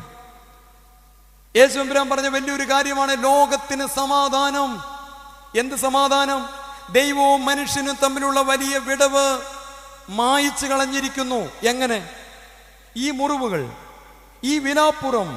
എഫെസ്യ ലേഖനം 2-ാം അധ്യായത്തിൽ പറയുന്നു, അവനാണ് സമാധാനം. അവനാണ് സമാധാനം. പണ്ട് OVBSന്റെ ഒരു ചിന്താ വിഷയമായിരുന്നു. എഫെസ്യ ലേഖനം 2-ാം അധ്യായം 14-ാം വാക്യം. അവൻ നമ്മുടെ സമാധാനം. എങ്ങനെ സമാധാനം? വേർപാടിന്റെ നടിച്ചുവരുകളെ യേശു തൻ്റെ ശരീരമെന്ന യാഗത്താൽ ഇടിച്ചു കളഞ്ഞു. പിതാവിനെയും നമ്മളെയും ഒന്നാക്കി. സമാധാനം. അപ്പൊ ശിഷ്യന്മാർക്ക് മനസ്സിലായില്ല. യേശുവമ്പുരാൻ വീണ്ടും പറഞ്ഞു, നിങ്ങൾക്ക് സമാധാനം. ഇനി പറയുന്ന ശ്രദ്ധിച്ച്. യേശുവമ്പുരാൻ പറയുന്നു, പിതാവ് എന്നെ അയച്ചതുപോലെ ഞാനും നിങ്ങളെ അയക്കുന്നു. പിതാവ് എന്നെ അയച്ചതുപോലെ ഞാനും നിങ്ങളെ അയക്കുന്നു. പിതാവ് എന്തിനാണ് യേശുവമ്പുരാനെ അയച്ചത്? പിതാവ് എന്തിനാണ് യേശുവമ്പുരാനെ അയച്ചത്? സർവ്വലോകത്തിൻ്റെയും പാപങ്ങൾ മോചിക്കാൻ. യേശുവമ്പുരാൻ ശിഷ്യന്മാരോട് പറഞ്ഞു, പിതാവ് എന്നെ അയച്ചതുപോലെ ഞാനും നിങ്ങളെ അയക്കുന്നു. എന്നിട്ട് എന്താ ചെയ്തത്? അവരുടെ മേൽ ഊതി പരിശുദ്ധാത്മാവിനെ കൈക്കൊള്ളുക എന്ന് പറഞ്ഞിട്ട് അവരോട് പറഞ്ഞു, നിങ്ങൾ ആരുടെ പാപങ്ങൾ മോചിക്കുന്നവോ അതെന്ത് ചെയ്യും? മോചിക്കപ്പെട്ടിരിക്കും. ആരുടെ പാപങ്ങൾ നിർത്തിയിരിക്കുന്നുവോ അത് നിർത്തപ്പെടും. യേശുവമ്പുരാൻ പിതാവ് എന്നെ അയച്ചത് എന്തിനാണോ അതിന് നിങ്ങളെ അയക്കുന്നു. പിതാവ് അയച്ചത് പാപമോചനത്തിന്. കർത്താവ് ശിഷ്യന്മാരോട് പറഞ്ഞു, നിങ്ങളും ആരുടെ പാപങ്ങൾ മോചിക്കുന്നുവോ മോചിക്കപ്പെട്ടിരിക്കും. അപ്പോസ്തലിക സഭയിൽ പാപമോചനമുണ്ട്. അതിനെന്താണ് നമ്മൾ ചെയ്യേണ്ടത്? വീട്ടിലിരിക്കുന്ന ഞാനും നിങ്ങളും പ്രിയമുള്ളവരെ, സാരമില്ല എന്ന് പറഞ്ഞ പ്രശ്നം തന്നെയാണ്. സാരമില്ല എന്ന് പറഞ്ഞ് ജീവിച്ച പ്രശ്നം തന്നെയാണ്. നിന്റെ വീട്ടിൽ സാത്താൻ അധികാരം എടുക്കും. നിന്റെ തലമുറകളെ ഇല്ലാതാക്കി കളയും. അതിനെന്താണ് ചെയ്യേണ്ടത്? യോഹന്നാന്റെ ലേഖനം, യോഹന്നാന്റെ ലേഖനം, 1-ാം ലേഖനം 1-ാം അധ്യായം 7-ാമത്തെ വാക്യം. യേശുവിൻ്റെ രക്തം സകല പാപവും പോക്കി നമ്മെ ശുദ്ധീകരിക്കുന്നു. പാപമില്ല എന്ന് പറഞ്ഞാൽ നാം നമ്മെ തന്നെ വഞ്ചിച്ചിരിക്കുന്നു. നമ്മുടെ പാപങ്ങളെ ഏറ്റുപറയുന്നു എങ്കിൽ, എങ്ങനെയാണ് വചനം? നമ്മുടെ പാപങ്ങളെ ഏറ്റുപറയുന്നു എങ്കിൽ അവൻ സകലതും ക്ഷമിക്കും, സകല അനീതിയും പോക്കി ശുദ്ധീകരിക്കും. കർത്താവേ, പ്രിയമുള്ളവരെ, 2-ാം അധ്യായത്തിൻ്റെ 1-ാമത്തെ വാക്യത്തിൽ, കുഞ്ഞുങ്ങളെ പാപം ചെയ്യരുത്. ഇനി ആരെങ്കിലും പാപം ചെയ്താലോ, യോഹന്നാൻ ശ്ലീഹ പറയാണ്, ആരെങ്കിലും പാപം ചെയ്താലോ നിങ്ങൾ വീട്ടിലിരിക്കരുത്, ദൈവത്തിൻ്റെ അടുക്കലേക്ക് വരണം. ആരുടെ അടുക്കലേക്ക് വരണം? ദൈവത്തിൻ്റെ അടുക്കൽ. നിന്റെ പാപങ്ങൾ മോചിക്കാൻ കഴിവുള്ള ദൈവത്തിൻ്റെ അടുക്കൽ. അപ്പൊ ഇത് ആരുടെ അടുക്കലേക്കാണ് പോകേണ്ടത്? ഇത് ആരുടെ അടുക്കലേക്കാണ് പോകേണ്ടത്? ദൈവത്തിൻ്റെ അടുക്കലേക്ക് പോകണമെന്നതിന് പകരം പഴയ നിയമത്തിൽ ചില സൂചനകൾ നമുക്ക് കാണാൻ പറ്റും. ആവർത്തന പുസ്തകത്തിൽ ഒരു വാക്യം നമുക്കെടുക്കാം. ആവർത്തന പുസ്തകം 26-ാം അധ്യായത്തിൽ 3-ാമത്തെ വാക്യം. ദൈവം കനാൻ കൊടുത്തപ്പോൾ ഇസ്രായേൽ മക്കളോട് പറഞ്ഞു, നിങ്ങൾ ഒരു കാര്യം ഏറ്റു പറയണം. എന്താണെന്നറിയാമോ? ദൈവമേ, നീ തരാമെന്ന് പറയുന്ന ദേശത്ത് ഞങ്ങൾ വന്നിട്ടുണ്ട്. ദൈവത്തോട് എന്നാ പറയണം? നീ തരാമെന്ന് പറയുന്ന ദേശത്ത് ഞങ്ങൾ എത്തിച്ചേർന്നിട്ടുണ്ടെന്ന് ഏറ്റു പറയണം. അതിന് ദൈവം എന്താ വഴി പറഞ്ഞു കൊടുത്തത്? ദൈവത്തോട് ഏറ്റു പറയാൻ വേണ്ടി ദൈവം പറഞ്ഞു, നീ പുരോഹിതന്റെ അടുക്കൽ ചെല്ലണം. എവിടെ ചെല്ലണം? പുരോഹിതന്റെ അടുക്കൽ. ആവർത്തന പുസ്തകം 26-ാം അധ്യായം 3-ാം വാക്യം. അന്നുള്ള പുരോഹിതന്റെ അടുക്കൽ നീ ചെല്ലണം. അന്നുള്ള പുരോഹിതന്റെ അടുക്കൽ നീ ചെല്ലണം. നീ ഏറ്റു പറയണം. അതാരോടാണ്? ആ പുരോഹിതനോട് പറയുന്നതെല്ലാം ദൈവത്തോടാണ്. കർത്താവിൽ സ്നേഹമുള്ളവരെ, പാപങ്ങൾ ഏറ്റുപറയുക. ഈ പരിശുദ്ധമായ നോമ്പിൽ പാപങ്ങൾ സമ്മതിക്കണം, ദൈവത്തോട് ഏറ്റുപറയണം. ചിലർക്ക് തോന്നും പ്രത്യേകിച്ച് പാപമൊന്നുമില്ലെന്ന്. ചിലപ്പോൾ അങ്ങനെയൊക്കെ നമുക്ക് ചിന്തയുണ്ട്. പ്രത്യേകിച്ച് പാപമൊന്നുമില്ല. 1 കൊരിന്ത്യർ 4-ാം അധ്യായത്തിൻ്റെ 6-ാം വാക്യത്തിൽ അത് കൃത്യമായിട്ട് എഴുതിയിട്ടുണ്ട്. ചിലരുടെ കുമ്പസാരം എങ്ങനെയാണ്? പ്രത്യേകിച്ച് പാപമൊന്നുമില്ല. 4-ാം അധ്യായം 1 കൊരിന്ത്യർ 4-ാം അധ്യായത്തിൻ്റെ 6-ാം വാക്യത്തിൽ പറയുകയാണ്, പ്രത്യേകിച്ച് പാപമൊന്നും ഇല്ലെന്ന് പറഞ്ഞാലും അന്ന് നിന്റെ ചിന്തകൾ ഒരു സ്ക്രീനിൽ കാണിക്കും. നീ പാപം ചെയ്തിട്ടില്ലെന്നുള്ള സത്യമാണ്. നിന്റെ ചിന്തകൾ ഒരു സ്ക്രീനിൽ കാണിക്കും. അപ്പോൾ എന്താ പറ്റിയെന്നറിയാമോ?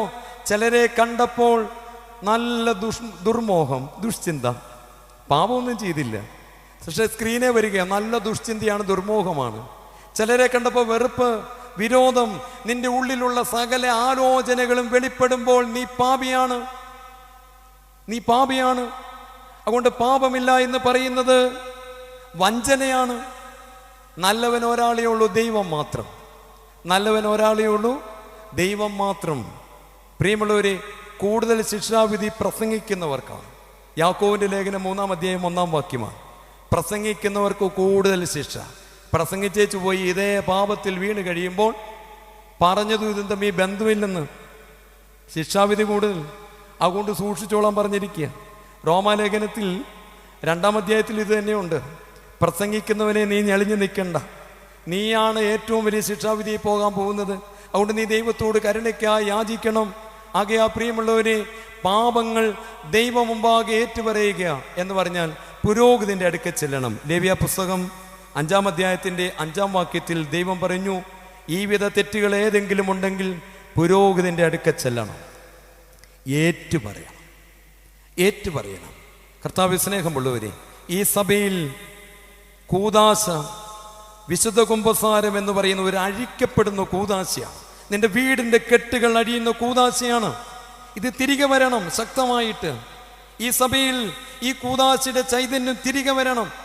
ചിലർക്ക് പേടിയാണ്, അച്ഛനോട് പറഞ്ഞു കഴിഞ്ഞാൽ അതിഞ്ഞും വേറെ വല്ലവരോടും ഒക്കെ പറഞ്ഞാൽ കുഴപ്പമാകുമോ? പ്രിയമുള്ളവരെ, ഒരു കാര്യം ഓർക്കണം, ഒരു പുരോഹിതൻ ഒരു കുമ്പസാര സത്യം അത് പറഞ്ഞുകൊണ്ട് നടന്നാൽ നിത്യശിക്ഷയ്ക്ക് വിധേയനാകും.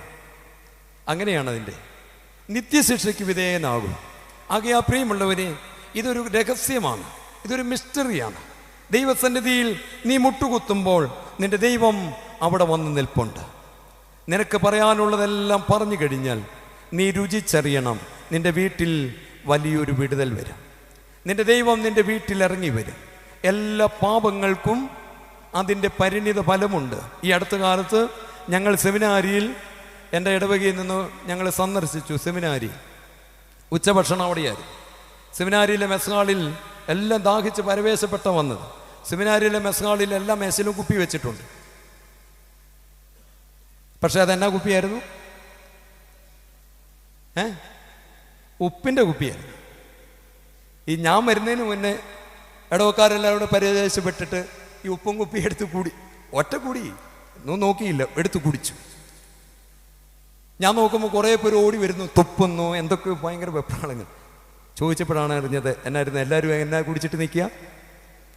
ഉപ്പ് കുടിച്ചിട്ട് നിൽക്കുക ഇല്ലേ? അപ്പോൾ അതിൻ്റെ അർത്ഥം സെമിനാരി ശിക്ഷിച്ചെന്നാണോ? ഇതിൻ്റെ അർത്ഥം സെമിനാരി ശിക്ഷിച്ചെന്നാണോ? അറിഞ്ഞോ അറിയാതെ പാപം ചെയ്താൽ ചിലർ പറയും ദൈവം ശിക്ഷിക്കത്തില്ല കേട്ടോ. അത് മനസ്സിലാക്കണമെങ്കിൽ യെരമ്യാവിൻ്റെ പുസ്തകം 2-ാം അധ്യായത്തിൻ്റെ 19-ാം വാക്യം വായിച്ചാൽ മതി. ദൈവം പറയുന്നു, ഞാനല്ല ശിക്ഷ തരുന്നത്, പാപം തന്നെ അതിൻ്റെ പരിണിത ഫലം നിനക്ക് തരും. ഉപ്പ് കുടിച്ചാൽ നിനക്ക് വായിൽ പ്രശ്നമുണ്ടാകും, ദാഹമുണ്ടാകും, നീ തുപ്പും. അത് അതിൻ്റെ തന്നെ സ്വഭാവമല്ല. ഞാൻ ചെയ്തതല്ലെന്ന് എല്ലാവരും പറയും ദൈവം ചെയ്തു. ഇല്ല, സെമിനാരി ശിക്ഷിച്ചിട്ടില്ല. ഇത് നമ്മുടെ പ്രശ്നമാണ്. കർത്താവ് പ്രിയമുള്ളവര്, പാപത്തിന് പരിണിത ഫലമുണ്ട്. ഇവിടെ നമ്മൾ തിരിച്ചറിയണം, ഇത് നമ്മൾ മനസ്സിലാക്കണം. ഈ പരിണിത ഫലം നമ്മുടെ വീട്ടിൽ ഇറങ്ങും. അതിന് മുന്നേ എന്ത് ചെയ്യണം? കുമ്പസാരിക്കണം, നന്നായി കുമ്പസാരിക്കണം. എനിക്ക് അല്പസമയം കൂടിയുണ്ട്. പ്രധാനപ്പെട്ട ചില കാര്യങ്ങളിലൂടെ ഞാൻ പറയാം. 1, സാത്താൻ പുരോഹിതനായാലും അൽമായനായാലും ആരായാലും ആദ്യം വരുന്നത് എങ്ങനെയാണെന്നറിയാമോ? ആദ്യം വരുന്നത് എബ്രായ ലേഖനം 12-ാം അധ്യായത്തിൽ പരിശുദ്ധനായ പൗലോസ് ശ്ലീഹ പറയുന്നത് ഇങ്ങനെയാണ്. എബ്രായ ലേഖനം 12-ാം അധ്യായത്തിൻ്റെ 15-ാം വാക്യം. ആദ്യം വരുന്നത് കയ്പുള്ള വേരായിട്ടാണ്. മനസ്സിലാക്കണേ, എങ്ങനെയാ വരുന്നത്? കയ്പുള്ള വേര്. എന്താ ഈ കയ്പുള്ള വേരെന്ന് പറഞ്ഞാൽ? വിദ്വേഷത്തിൻ്റെ വേരെന്നാണ് മറ്റൊരു ട്രാൻസ്ലേഷൻ. വെറുപ്പിൻ്റെ വേര്. എന്തുകൊണ്ട് ഇതിന് വേരെന്ന് പേര് കൊടുത്തു? ഒരു വൃക്ഷത്തിൻ്റെ വേര് കണ്ടവർ കൈപൊക്കിക്ക്. കണ്ടിട്ടുണ്ട്. ഞാൻ ഉറങ്ങിയൊരു കൈപൊക്കിക്ക്. എല്ലാത്തിനും കൈപൊക്കുന്നു. ഒത്തിരി പേരുണ്ട് അങ്ങനെയുണ്ട്. എല്ലാത്തിനും കൈപൊക്കും കേട്ടോ. നമുക്കൊരു മരത്തിൻ്റെ, ഇവിടെ നിൽക്കുന്ന ഒരു വൃക്ഷത്തിൻ്റെ വേര് കാണാൻ പറ്റില്ല. അതെവിടെയാണ്? മണ്ണിൻ്റെ അടിയിൽ.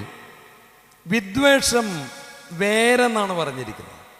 ഒരു വീട്ടിൽ സാത്താൻ വരുന്നത് ആരും കാണാത്ത രീതിയിൽ. ആദ്യം വരുന്നതിൻ്റെ പേരാണ് വെറുപ്പ്. ആദ്യം വരുന്നതിൻ്റെ പേരെന്താണ്? എന്താണ് വെറുപ്പ്? ജീവിത പങ്കാളിയുടെ ഒരു വെറുപ്പ്.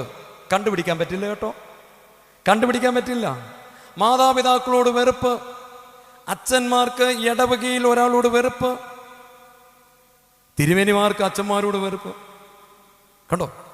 ഇങ്ങനെ വരും. ഇതാദ്യം വരുന്ന സാത്താൻ. ഇതെന്തിനായി വരുന്നത്? ഈ സാത്താൻ്റെ പേര് ചെയിൻ പിശാച് എന്നാണ്. ഇതൊറ്റയ്ക്ക് വരത്തില്ലെന്ന്. ഇതൊറ്റയ്ക്ക് വരത്തില്ല. 2 കൊരിന്ത്യർ 12:20 പറയുന്നു, ആദ്യം വെറുപ്പ്, ഇച്ചിരിയുടെ കഴിയുമ്പോൾ അടുത്ത സാത്താൻ വന്നു. ഇത്രയും നാളും കണ്ടുപിടിക്കാൻ പറ്റത്തില്ല. വെറുപ്പായിരുന്നു ആദ്യം ഉണ്ടായിരുന്നത്, കണ്ടുപിടിക്കാൻ പറ്റത്തില്ല. പുറമേ നമ്മൾ സംസാരിച്ച് പറയും, അച്ഛൻ സൂപ്പറാണ്, അടിപൊളിയാണ്, കൊള്ളാവേ ഇല്ലേ, ഇതെല്ലാം പറയും. ഇച്ചിരിയുടെ കഴിയുമ്പോൾ എന്നാ പറ്റുമെന്നറിയാമോ? മുഖത്തോട്ട് നോക്കുമ്പോൾ അറിയാം ശരിയല്ലെന്ന്. ആ പിശാചിൻ്റെ പേരെന്നാണ്? ഈർഷ്യ. മുഖത്ത് നോക്കിയാൽ അറിയാം ശരിയല്ലെന്ന്. പ്രിയമുള്ളവരെ, നമുക്ക് വീട്ടിലിരിക്കുമ്പോൾ ജീവിത പങ്കാളിയുടെ മുഖത്തോട്ട് നോക്കുമ്പോൾ അറിയാം പ്രശ്നമാണ്. ഈ സമയത്ത് എന്താ കൂടും? ഈ സമയത്ത് ശബ്ദം കൂടും കേട്ടോ. ഇത്രയും നാളും പാത്രത്തിനും ഗ്ലാസ്സിനും ഒന്നും ശബ്ദമില്ലെങ്കിൽ ഇപ്പം എങ്ങനെയായിരിക്കും ശബ്ദം? ചായ വെക്കുമ്പോൾ ഒരു സൗണ്ട് കേൾക്കുമ്പോഴേ പിടി കിട്ടും, ഇത് ശരിയല്ല. ഇതാണ് രണ്ടാമത്തെ സാത്താൻ. ഇത് വരും, ശബ്ദം കൂടും. മൂന്നാമത്തെ സാത്താൻ എന്താണ്? കോപം, ദേഷ്യം. ഇന്ന് ദേഷ്യമില്ലാത്ത ആരുമില്ല. ദേഷ്യം, എന്തൊക്കെയോ വെറുത്തിരിക്കുകയാണ്, വെറുപ്പ്. ഇതാണ് ആദ്യം വരുന്നത്. കാണാൻ പറ്റാതെ വരും, വേറായിട്ടാണ് വരുന്നത്. കണ്ടോ, കോപം വന്നു. ഇനി അടുത്തത് എന്താണെന്നറിയാമോ? സാഠ്യം, വാശി പിടിക്കും, വിട്ടുകൊടുക്കത്തില്ല. പല സ്ഥാപനങ്ങളും പല ഇടവകകളും തകർന്നു പോയത് ഈ സാത്താൻ വന്നിട്ടാണ്. വാശി, ഒന്നും വിട്ടുകൊടുക്കത്തില്ല. ഈ നോമ്പിൽ ഇതെല്ലാം അഴിഞ്ഞു പോകണം. ഈ സാത്താൻ ഇറങ്ങിപ്പോണം. അടുത്തത് എന്താണെന്നറിയാമോ? നാവ് ഏറ്റവും മോശമാണ്. നമ്മുടെ നാവ് ഏറ്റവും മലിനമാകും. വിലകെട്ട കാര്യങ്ങൾ ഒരു ലൈസൻസും ഇല്ലാതെ പറയും. അപ്പനെന്നോ അമ്മയൊന്നോ ആരും നോക്കത്തില്ല. ആ വാക്കുകൾ ഏറ്റവും മുറിപ്പെടുത്തുന്നതായിരിക്കും. ഇത്രയും കഴിയുമ്പോൾ ഒരു സാത്താൻ്റെ പേരുണ്ട്, എനിക്ക് നല്ല ഇഷ്ടമാണ് സാത്താൻ്റെ പേര്. എന്നാന്നറിയാമോ? കുശുകുശിപ്പ്. എന്താ പേര്? അതെന്താ ഈ സംഭവം? നമ്മൾ വെറുപ്പ് കാണിച്ചു, ദേഷ്യപ്പെട്ടു, ഒച്ച വെച്ചു, വാശി പിടിച്ചു, എല്ലാം കഴിഞ്ഞിട്ട് അപ്പുറത്ത് പോയി റൂമിലിരിക്കും. എന്നിട്ട് നമ്മൾ തന്നെ കുശുകുശിക്കും. വേണ്ടായിരുന്നു അല്ലേ, ഇത്രയും ചെയ്യണ്ടായിരുന്നു, ഇങ്ങനെ കാണിക്കണ്ടായിരുന്നു, ഫോണൊക്കെ 5-6 പീസായിട്ട് കിടക്കുക, വേണ്ടായിരുന്നു. ഈ സമയത്ത് എന്നാ പറ്റിയത്? ഈ സാത്താൻ ഒരു പ്രത്യേകത ഉണ്ട്. എന്നറിയാമോ? നമ്മളെ കൊണ്ട് വിട്ടിട്ട് മാറി നിൽക്കും. ഇവിടം തൊട്ട് നിരാശ തുടങ്ങും. ഇവിടെ തൊട്ട് നിരാശ. ഇങ്ങനെ നമ്മൾ ഒറ്റയ്ക്ക് ഇരിക്കുന്ന സമയത്തായിരിക്കും നമ്മൾ വഴക്ക് പിടിച്ച ആൾ തന്നെ നമ്മളെ ആശ്വസിപ്പിക്കാൻ വരുന്നത്. സാരമില്ല എന്നും പറഞ്ഞ് തൂത്തുകൊണ്ട് വരും. പിന്നെ തുടങ്ങുന്ന പിശാചിൻ്റെ പേരെന്നാണെന്നറിയാമോ? കലഹം, അടി, നല്ല സൂപ്പർ അടി. ഈ ആശ്വസിപ്പിക്കാൻ ചെന്നാൽ കിട്ടുന്നത് എന്നാണെന്നറിയാമോ? നല്ല അടി. കണ്ടോ? ഏറ്റവും അവസാനം ഇത് തീരുന്നതിൻ്റെ പേരെന്താണെന്നറിയാമോ? കൊലപാതകം. എന്താ പേര്? ഈ സാത്താൻ ആദ്യം കയറിയത് എവിടെയാണെന്നറിയാമോ? ഈ വെറുപ്പിൻ്റെ ദുരാത്മാവ് ആ വേര് കയറിയത് കായേൻ. കർത്താവ് പറഞ്ഞു, കായേനെ, പാപം, വെറുപ്പ് നിന്റെ മുമ്പിലുണ്ട്, നീ അതിനെ കീഴടക്കിയില്ലെങ്കിൽ കഷ്ടവും സങ്കടവും വന്നു കയറും. കായേന് ഹാബേലിനോട് വെറുപ്പ് തുടങ്ങി, കോപിച്ചു, കണ്ടോ, കയർത്തു, ഒച്ച വെച്ചു, കൊന്നുകളഞ്ഞു. പല വീട്ടിലും ആദ്യം വരുന്ന ഒരു സാത്താൻ ഇതാണ്. ഇത് നമ്മൾ പരിപൂർണമായി ശ്രദ്ധിക്കണം. എന്തെങ്കിലും ദേഷ്യമോ വെറുപ്പോ ഉണ്ടെങ്കിൽ ഒരു കാര്യം ഓർത്തോ, ആര് വന്നിട്ടുണ്ട്? ആര് വീട്ടിൽ വന്നിട്ടുണ്ട്? സാത്താനുണ്ട് കേട്ടോ. അപ്പം നാവ് എന്തു ചെയ്യും? നാവ് ഏറ്റവും മോശമാകും. അപ്പം ഇത് പ്രത്യേകം ശ്രദ്ധിക്കണം. നമ്മൾ ഇന്നത്തെ പാട്ടിലെല്ലാം ഉണ്ട്, നാവ് സൂക്ഷിക്കണം. നാവ് ഒരു വലിയ ആയുധമാണ്. ഈ നാവിലൂടെയാണ് ദൈവസ്തുതി പറയുന്നത്. ഈ നാവിലൂടെ തന്നെ ശപിക്കും, കോണം പിടിക്കുകയെന്ന് പറയും. പ്രിയമുള്ളവരെ, ഇതാണ് വീട്ടിലാദ്യം വരുന്ന ഒരു സാത്താൻ. ഇതിനെ നമ്മൾ പ്രത്യേകമായിട്ട് ശ്രദ്ധിക്കുക. ഈ സാത്താനെ ശ്രദ്ധിക്കുക. രണ്ടാമത് വരുന്ന ഒരു സാത്താനാണ് കണ്ണിൻ്റെ ദുരാശ. കണ്ണിൻ്റെ ദുരാശ ഇന്നെല്ലായിടത്തും ഇത് കയറിയിട്ടുണ്ട് നന്നായി. സോഷ്യൽ മീഡിയകളിലൂടെ സാത്താൻ ഇതാണ് ഏറ്റവും കൂടുതൽ നമ്മളെ സ്വാധീനിച്ചുകൊണ്ടിരിക്കുന്നത്. കണ്ണിൻ്റെ ദുരാശ, കാണരുതാത്തതെല്ലാം കാണാനുള്ള എല്ലാ വഴികളും തുറക്കുകയാണ്. അത് നമ്മൾ പ്രത്യേകം ശ്രദ്ധിക്കണം. ഇതിലൂടെ എന്നാ പറ്റുമെന്നറിയാമോ? ശരീരം അശുദ്ധപ്പെടും. ഞാൻ ഈ പറഞ്ഞ പാപങ്ങളെല്ലാം ശരീരം അശുദ്ധപ്പെടും. കഞ്ചാവ് കഴിച്ചുകൊണ്ടിരുന്ന ഒരു പയ്യൻ, അവൻ്റെ റൂട്ട് കോസ് എന്താണെന്നറിയാമോ? അമ്മയോട് വെറുപ്പ്. അതാണ് ഇങ്ങനെ പറ്റിയത്. റൂട്ട് കോസ് അതാണ്. അത് ട്രീറ്റ് ചെയ്യണം. അമ്മയോടുള്ള വെറുപ്പാണ് കഞ്ചാവിന് അടിമപ്പെടാനിടയായത്. വെറുപ്പ് നമ്മുടെ ശരീരത്തെ മലിനമാക്കും. ആരോടെങ്കിലും പിണങ്ങിയിരുന്ന പാപം ചെയ്യും. ഓർത്തു വെച്ചു, പിണങ്ങിയിരുന്നാൽ പാപത്തിൻ്റെ വഴികൾ ഓപ്പൺ ആകും. എല്ലാ വഴിയും ഓപ്പൺ. നോ എന്ന് പറയാൻ പറ്റാതെ പാപം വരും. അതുകൊണ്ട് ഈ തിന്മ ഇറങ്ങിപ്പോകണം. കണ്ണുകളുടെ ദുരാശ മാറിപ്പോകണം. നാവുകൾ മലിനമാകുന്നത് സൂക്ഷിക്കണം. ഇത് പ്രത്യേകമായിട്ട് പ്രിയമുള്ളവരെ, നമ്മുടെ പരിശുദ്ധമായ കുംഭസാരത്തിൽ നമ്മൾ പ്രത്യേകം പരിശോധിക്കണം. 3 തരത്തിൽ നമുക്ക് പാപബന്ധനങ്ങളുണ്ട്. ഒന്ന് ദൈവത്തോടുള്ള ബന്ധത്തിൽ. ഒന്നാരോടുള്ള ബന്ധത്തിൽ? ദൈവത്തോട്. നിന്റെ വീട്ടിൽ ദൈവം എങ്ങനെയായിരിക്കണം? 1-ാം സ്ഥാനമുണ്ടായിരിക്കണം. ദൈവത്തിന് എന്തുണ്ടായിരിക്കണം? ഒന്നാം സ്ഥാനം. റോമാലേഖനത്തിൽ ഒരു വാക്യം പെട്ടെന്ന് ഓർമ്മ വരികയാണ്. ദൈവത്തിന് സഹിക്കാൻ പറ്റാത്ത ഒരു കാര്യമുണ്ട്. എന്നാണെന്നറിയാമോ? റോമാലേഖനം 1-ാം അധ്യായത്തിൻ്റെ 18-ാം വാക്യം. ഒന്നാമത്തെ പേര് പറഞ്ഞിരിക്കുന്നതിൻ്റെ പേരാണ് അഭക്തി. എന്താണ് പേര്? അഭക്തി എന്ന് പറഞ്ഞാൽ ദൈവത്തിന് കൊടുക്കേണ്ട സ്ഥാനം കൊടുക്കുന്നില്ല. ഒന്നാം സ്ഥാനമില്ല വീട്ടിൽ. നിന്റെ വീട്ടിൽ പ്രാർത്ഥിക്കുന്നുണ്ടോ? യെസ്, പ്രാർത്ഥിക്കുന്നുണ്ട്. എപ്പോ? എല്ലാം കഴിഞ്ഞിട്ട് ആർക്കും വേണ്ടാത്തൊരു സമയം ദൈവത്തിന് കൊണ്ട് കൊടുക്കുന്നു. മാലാഖയുടെ പുസ്തകം 1-ാം അധ്യായത്തിൽ ദൈവം പറയുന്നു, ആർക്കും വേണ്ടാത്തതല്ലേ നീ കൊണ്ട് തരുന്നത്? നല്ല സമയം മുഴുവൻ നീ ഉപയോഗിച്ചു, വിലയുള്ളതെല്ലാം നീ ഉപയോഗിച്ചു കഴിഞ്ഞു. വിലകെട്ട ഒരു സമയം, ക്ഷീണവും തളർച്ചയും വായിക്കൂട്ടിയും ഉറക്കവും വന്നപ്പോൾ പ്രാർത്ഥിക്കാം. ആ പ്രാർത്ഥന ഒട്ട് പൂർത്തിയാകത്തുമില്ല. ആ ഭക്തി, ദൈവത്തിന് ഒന്നാം സ്ഥാനം കൊടുക്കാത്തത്. ഇത് പ്രത്യേകം ശ്രദ്ധിക്കുക. ദൈവത്തോടുള്ള ബന്ധത്തിൽ ദൈവത്തിന് ഒന്നാം സ്ഥാനം കൊടുത്താൽ ദൈവം നമ്മളെ മാനിക്കാൻ തുടങ്ങും. 1 ശമൂവേലിന്റെ പുസ്തകത്തിൽ 2-ാം അധ്യായത്തിൻ്റെ 30-ാം വാക്യമാണ്, എന്നെ മാനിച്ചാൽ ഞാനും മാനിക്കാൻ തുടങ്ങും. ദൈവം നമ്മളെ മാനിക്കുന്നത് ദൈവത്തിന് വില കൊടുക്കുമ്പോൾ. നീ പള്ളിയിൽ ചെല്ലുമ്പോൾ ദൈവത്തിന് വില കൊടുക്കണം. എങ്ങനെ വില കൊടുക്കണം? ലക്ഷക്കണക്കിന്, ഞാൻ ഓർക്കുകയാണ്, ഒരു ഞായറാഴ്ച ദശലക്ഷക്കണക്കിന് ജനങ്ങൾ കുർബാനയുടെ മുമ്പിൽ നിൽക്കുക.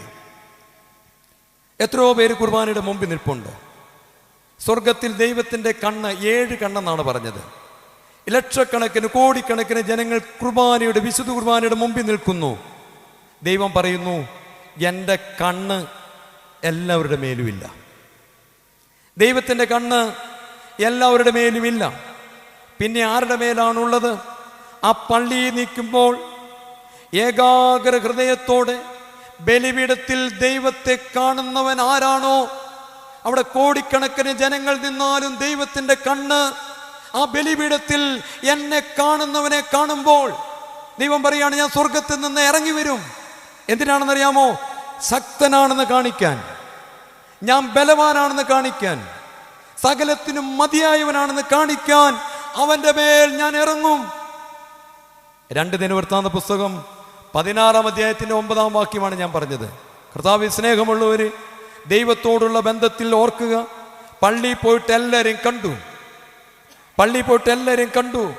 കൈമുത്തി ഇറങ്ങുമ്പോൾ ദൈവം പറയുന്നു, എന്നെ മാത്രം നീ കണ്ടില്ലല്ലോ. സങ്കടമാണ് ദൈവത്തിന്. ആ ദൈവത്തെ കാണാൻ ആഗ്രഹിച്ച് ദാഹിച്ച് ആരെങ്കിലും നിപ്പുണ്ടെങ്കിൽ, കർത്താവിൽ സ്നേഹമുള്ളവര്, ദൈവം അവരുടെ മേലിറങ്ങും. അതുകൊണ്ട് കോടിക്കണക്കുള്ള ആൾക്കാർ നിൽക്കുന്നതിലല്ല, നീ ദൈവത്തിൻ്റെ മുമ്പിൽ നിന്നാൽ ഇന്ന് ഇവിടെ വന്ന് ദൈവത്തെ കാണണം. വെല്ലം കണ്ടിട്ട് പോയിട്ട് കാര്യമില്ല. വിശ്വാസ കണ്ണു തുറക്കണം. ദൈവത്തിന് ഒന്നാം സ്ഥാനം കൊടുക്കണം. അങ്ങനെ കണ്ടാൽ ദൈവം നിന്റെ മേലിറങ്ങും. ഒരു ശനിയാഴ്ച തൊട്ട് ദാഹിക്കണം. എന്താ ദാഹിക്കേണ്ടത്? ഞാൻ പള്ളിയിൽ ചെല്ലുന്നതിന് മുന്നേ എൻ്റെ ദൈവം പള്ളിയിൽ വരണം. ശമരിയാക്കാരി കിണറ്റുകരി വരുന്നതിന് മുന്നേ യേശുമ്പുരാൻ എവിടെ വന്നു? കിണറ്റുകരി വന്നെന്ന്. നീ പള്ളി ചെല്ലുന്നതിന് മുന്നേ ദൈവം കിണറ്റുകരി വരണം, ദേവാലയത്തിൽ വരണം, ദാഹിക്കണം. ആ ശമരിയാക്കാരി സ്ത്രീ ദാഹിച്ചതിന് മുന്നേ യേശു ദാഹിച്ചു. യേശു പറഞ്ഞു, എനിക്ക് വെള്ളം വേണം. യേശുവിൻ്റെ ദാഹമാണ് നിന്റെ ആത്മീക ദാഹം. അവിടെ ഒരു ശനിയാഴ്ച തൊട്ട് ഒരുങ്ങണം.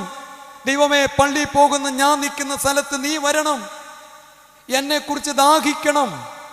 ഞാൻ എങ്ങനെയാണ് പ്രാർത്ഥിക്കേണ്ടതെന്ന് നീ ദാഹിക്കണം. യേശു ദാഹിച്ചാൽ ആ ദാഹമാണ് എൻ്റെ ആരാധന. ആ ദാഹമാണ് എൻ്റെ ആരാധന. കൊണ്ട് ദൈവത്തോടുള്ള ബന്ധം പരിശോധിക്കണം പ്രിയമുള്ളവരെ.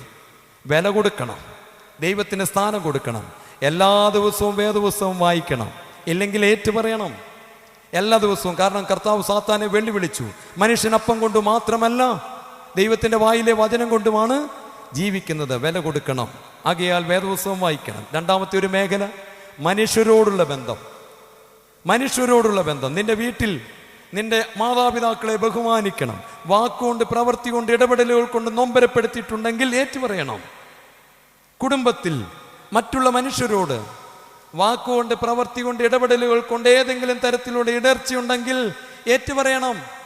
സാഹചര്യം പറയരുത്. പലരുടെയും കുമ്പസാരം എന്നാണെന്നറിയാമോ? കുമ്പസാരത്തിന്റെ റിയൽ മോഡൽ ഉൽപ്പത്തി പുസ്തകം 3-ാം അധ്യായത്തിലുണ്ട്. യേശു ചോദിക്കുന്നു, ദൈവം ചോദിക്കുന്നു, തിന്നരുതെന്ന് പറഞ്ഞ പഴത്തിന്റെ ഫലം തിന്നോ? കുമ്പസാരത്തിന്റെ മോഡലാ കേട്ടോ. ഉൽപ്പത്തി പുസ്തകം 3-ാം അധ്യായം 11-ാം വാക്യം. തിന്നരുതെന്ന് ഞാൻ പറഞ്ഞ വൃക്ഷത്തിന്റെ ഫലം തിന്നോ? ആദാമിനോട് ഉത്തരം പറഞ്ഞേ നിങ്ങൾ. എന്നാ ഉത്തരവുള്ളത്? ഓപ്ഷൻ ക്വസ്റ്റ്യൻ ആണിത്. തിന്നോ ഇല്ലയോ? എന്നാ ഉത്തരം? ഏത് ഭാഷയായി പറയുന്നേ? എൻ്റെ പള്ളിയിലൊക്കെ ബംഗാളികൾ ഇഷ്ടം പോലെ വരുന്നുണ്ട് ഇപ്പം. എന്താ ഉത്തരം പറയാനുള്ളത്? തിന്നു, തിന്നില്ല കേട്ടോ. പക്ഷെ എന്താ ഉത്തരം പറഞ്ഞേ? ഇതാണ് നമ്മുടെ കുമ്പസാരം. അത് അങ്ങനെ പോയപ്പോ ഇങ്ങനെ ഇത് പറയരുത്. ഇതല്ല കുമ്പസാരം. നീ തന്ന സ്ത്രീ ഇതൊന്നും പറയണ്ട. നല്ല അവസരം ദൈവം കൊടുത്തു, തിന്നോ ഇല്ലയോ? യെസ്, കഴിഞ്ഞു. അവിടെ വെച്ച് പ്രിയമുള്ളവരെ ഈ ബന്ധനം അഴിഞ്ഞേനെ. ന്യായീകരണം നമ്മുടെ കുമ്പസാരത്തിൽ ഇത് വേണ്ട. ആവശ്യമില്ലാത്ത ഒന്നും വളച്ചു കെട്ടി പറയരുത്. നീ ചെയ്തോ ഇല്ലയോ? ഇതാണ് ദൈവം ചോദിക്കും. നീ ചെയ്തോ ഇല്ലയോ? അത് മാത്രം പറഞ്ഞാൽ മതി. ഭർത്താവ് ഇടിച്ചപ്പോ തവിട്ടിയപ്പോ ഞാൻ ചൂലു, ഇതൊന്നും ആവശ്യമില്ല. ഇതിന്റെ ആവശ്യമില്ല. ഇത് പറയരുത്. പ്രിയമുള്ളവരുടെ എല്ലാവരുടെയും പാപമല്ല പറയേണ്ടത്, നമ്മുടെ പാപം, മനുഷ്യരോടുള്ള ബന്ധം. മൂന്നാമത്തെ എന്താണെന്നറിയാമോ? നമ്മളോടുള്ള ബന്ധം. അതിലേറ്റവും ദൈവത്തിനെ വിഷമിപ്പിക്കുന്ന എന്നാണെന്നറിയാമോ? നിരാശ. ദൈവത്തിന് ഏറ്റവും വിഷമുള്ള കാര്യം നിരാശ. വ്യക്തിപരമായ ജീവിതത്തിൽ എന്താ നിരാശ? എന്നെ ആദ്യം കണ്ടത് ആരാ? അല്ല, നിങ്ങളെ ആദ്യം കണ്ടത് ആരാ? അമ്മയാണോ അപ്പനാണോ? അമ്മ. ആരായിരിക്കും ആദ്യം കണ്ടത്? ഇവരാരുമല്ല. യെരമ്യാവിനോട് പറയുന്നു, ഉദരത്തിൽ ഉരുവാകുന്നതിന് മുന്നേ കണ്ടടാ നിന്നെ. യെരമ്യാവേ, നിന്നെ കണ്ടടാ. എൻ്റെ ഉള്ളം കയ്യിൽ ഇങ്ങനെ കണ്ടു നിന്നെ. നിന്റെ ഈ രൂപവും ഭാവവും ബലഹീനതയും കുറവും വീഴ്ചയും എല്ലാം കണ്ടു. എന്നിട്ട് ദൈവം പറഞ്ഞു, ഐ ലവ് യു. എനിക്ക് നിന്റെ ഇഷ്ടമാണ്. ദൈവത്തിന്റെ ഇഷ്ടമാണ്. ദൈവത്തിന്റെ വാ കൽപ്പിച്ചത് ഉണ്ടാകട്ടെ എന്ന്. എന്നെ ആദ്യം കണ്ടത് എൻ്റെ ദൈവമാണ്. ദൈവം എന്നെ അത്രയ്ക്ക് ഇഷ്ടപ്പെട്ടപ്പോൾ ദൈവം പറഞ്ഞു ഉണ്ടാകട്ടെ. അപ്പോഴാണ് ഒരു അപ്പനെ അമ്മയെ എനിക്ക് തന്നതെന്ന്. ആ ദൈവത്തിന്റെ ഇഷ്ടമാണ് ഞാൻ കേട്ടോ. ഈ ലോകത്തിൽ ആരും നിന്നെ കുറവുള്ളവനാന്ന് പറഞ്ഞാലും വിഷമിക്കണ്ട. ദൈവത്തിന്റെ ഇഷ്ടമാണ്. ദൈവത്തിന്റെ ഇഷ്ടമാണ്. ആ ദൈവം വിഷമിക്കുന്ന എപ്പോഴാണെന്നറിയാമോ? നീ നിന്നെ വെറുത്തോണ്ടിരിക്കുമ്പോൾ. വേണ്ടായിരുന്നു, ജീവിക്കണ്ടായിരുന്നു. ആരെയാണ് ഈ വെറുത്തെന്നറിയാമോ? നിന്നെ ഇഷ്ടപ്പെട്ട് ഈ ജീവൻ തന്ന ദൈവത്തെയാണ് നീ വെറുക്കുന്നത്. അപ്പോൾ തന്നെ സാത്താൻ പോയി ദൈവത്തോട് പറയും, കണ്ടോ, നിന്നെയാണ് അവൻ വെറുക്കുന്നത്. എന്തിന് നീ ഈ ജീവൻ കൊടുത്തു? കർത്താവേ, പ്രിയമുള്ളവരെ, നിരാശ അത് നമ്മൾ നന്നായിട്ട് ഏറ്റു പറയണം. എൻ്റെ ദൈവമേ, നിന്റെ ഇഷ്ടമായിരുന്നു ഞാൻ. നീ ഇത്രമാത്രം എന്നെ സ്നേഹിച്ചല്ലോ. ആരെല്ലാം ഇട്ടിട്ട് പോകായാലും കർത്താവിന് എന്ത് ചെയ്യാൻ പറ്റത്തില്ല? ആ കല്ലെറിയാൻ കൊണ്ടുവന്ന സ്ത്രീയോട് പറഞ്ഞ് എനിക്ക് ഇട്ടിട്ട് പോകാൻ പറ്റില്ല. പ്രിയമുള്ളവരെ, മറ്റൊരു വ്യക്തിപരമായ ജീവിതമാണ് അലസത. എല്ലാവർക്കും ഉണ്ട് കേട്ടോ. ഒന്നും ചെയ്യാൻ തോന്നുന്നില്ല, അലസത. ഈ അലസത വന്നാൽ പാപത്തിൻ്റെ വഴി തുറക്കും. ഏറ്റുപറയണം, ഏറ്റുപറയണം. മറ്റൊരു വ്യക്തിപരമായ ജീവിതത്തിൽ ആർക്കും കാണാൻ പറ്റാത്ത ഒന്നാണ്, ഇവിടെ ഇത്രയും പേരുള്ളതിൽ ഞാനാണ് ഏറ്റവും നല്ലത്. ഞാനല്ല ഇപ്പം പ്രസംഗിച്ചുകൊണ്ടിരിക്കുന്നത്, ഞാനല്ല. ഇതിൻ്റെ പേരെന്താണെന്നറിയാമോ? അഹങ്കാരം. ഏത് സമയത്ത് അഹങ്കരിച്ചോ സാത്താൻ ആരാണെന്നറിയാമോ? മാലാഖ അഹങ്കരിച്ചപ്പോൾ സെക്കൻഡ് സാത്താനായി. നമുക്ക് വീട്ടിലിരിക്കും ഒരു മെടുക്കുണ്ട്, ഈ വീട്ടിൽ ഞാൻ മാത്രമേ കൊള്ളാവുന്നു. സാത്താനായെന്ന് അതിൻ്റെ അർത്ഥം. ഇത് ദൈവത്തോട് ഏറ്റുപറയണം, ദൈവത്തോട് ഏറ്റുപറയണം. ഇത് വ്യക്തിപരമായ ജീവിതം. നന്നായി കുമ്പസാരിക്കണം. അവസാനം ഒരു കാര്യം കൂടെ പറഞ്ഞു നിർത്തട്ടെ. പാപം നമുക്കാർക്കും സ്വതവേ ഉപേക്ഷിക്കാൻ പറ്റില്ല. അതുകൊണ്ടൊരു വാക്യം എല്ലാവരും എന്നും ചൊല്ലണം. തീമോത്തിയോസിനോട് പൗലോസ് ശ്ലീഹാ പറയുകയാണ്. തീമോത്തിയോസിൻ്റെ 2-ാം ലേഖനം 4-ാം അധ്യായം 18-ാം വാക്യം. മറ്റു ചില ദോഷങ്ങളാണെങ്കിൽ പോലും എനിക്ക് ആ വാക്കുകൾ നല്ല ഇഷ്ടപ്പെട്ടു. പൗലോസ് ശ്ലീഹാ സുവിശേഷ പ്രസംഗത്തിൽ ചിലരെ ദോഷം ചെയ്തു, എന്നാലും ആ വാക്ക് എനിക്ക് ഒത്തിരി ഇഷ്ടപ്പെട്ടു. എന്നാണെന്നറിയാമോ? പൗലോസ് ശ്ലീഹാ പറയുകയാണ് തീമോത്തിയോസിനോട്, മകനെ തീമോത്തിയോസേ, കർത്താവ് എന്നെ എല്ലാ ദുഷ്പ്രവൃത്തികളിൽ നിന്നും വിടുവിക്കും. ഒന്ന് പറയാമോ? കർത്താവ് എന്നെ എല്ലാ ഇനി പാപങ്ങളിൽ നിന്നാണെന്ന് പറഞ്ഞാലും കുഴപ്പമില്ല. കർത്താവ് എന്നെ എല്ലാ പാപങ്ങളിൽ നിന്നും വിടുവിക്കും. പറഞ്ഞേ, ഉറപ്പുണ്ടോ? വിശ്വസിക്കണം കേട്ടോ. കർത്താവ് എന്നെ എല്ലാ പാപങ്ങളിൽ നിന്നും വിടുവിക്കും. പറഞ്ഞോ, തൻ്റെ സ്വർഗരാജ്യത്തിനായിട്ട് എന്നെ രക്ഷിക്കും.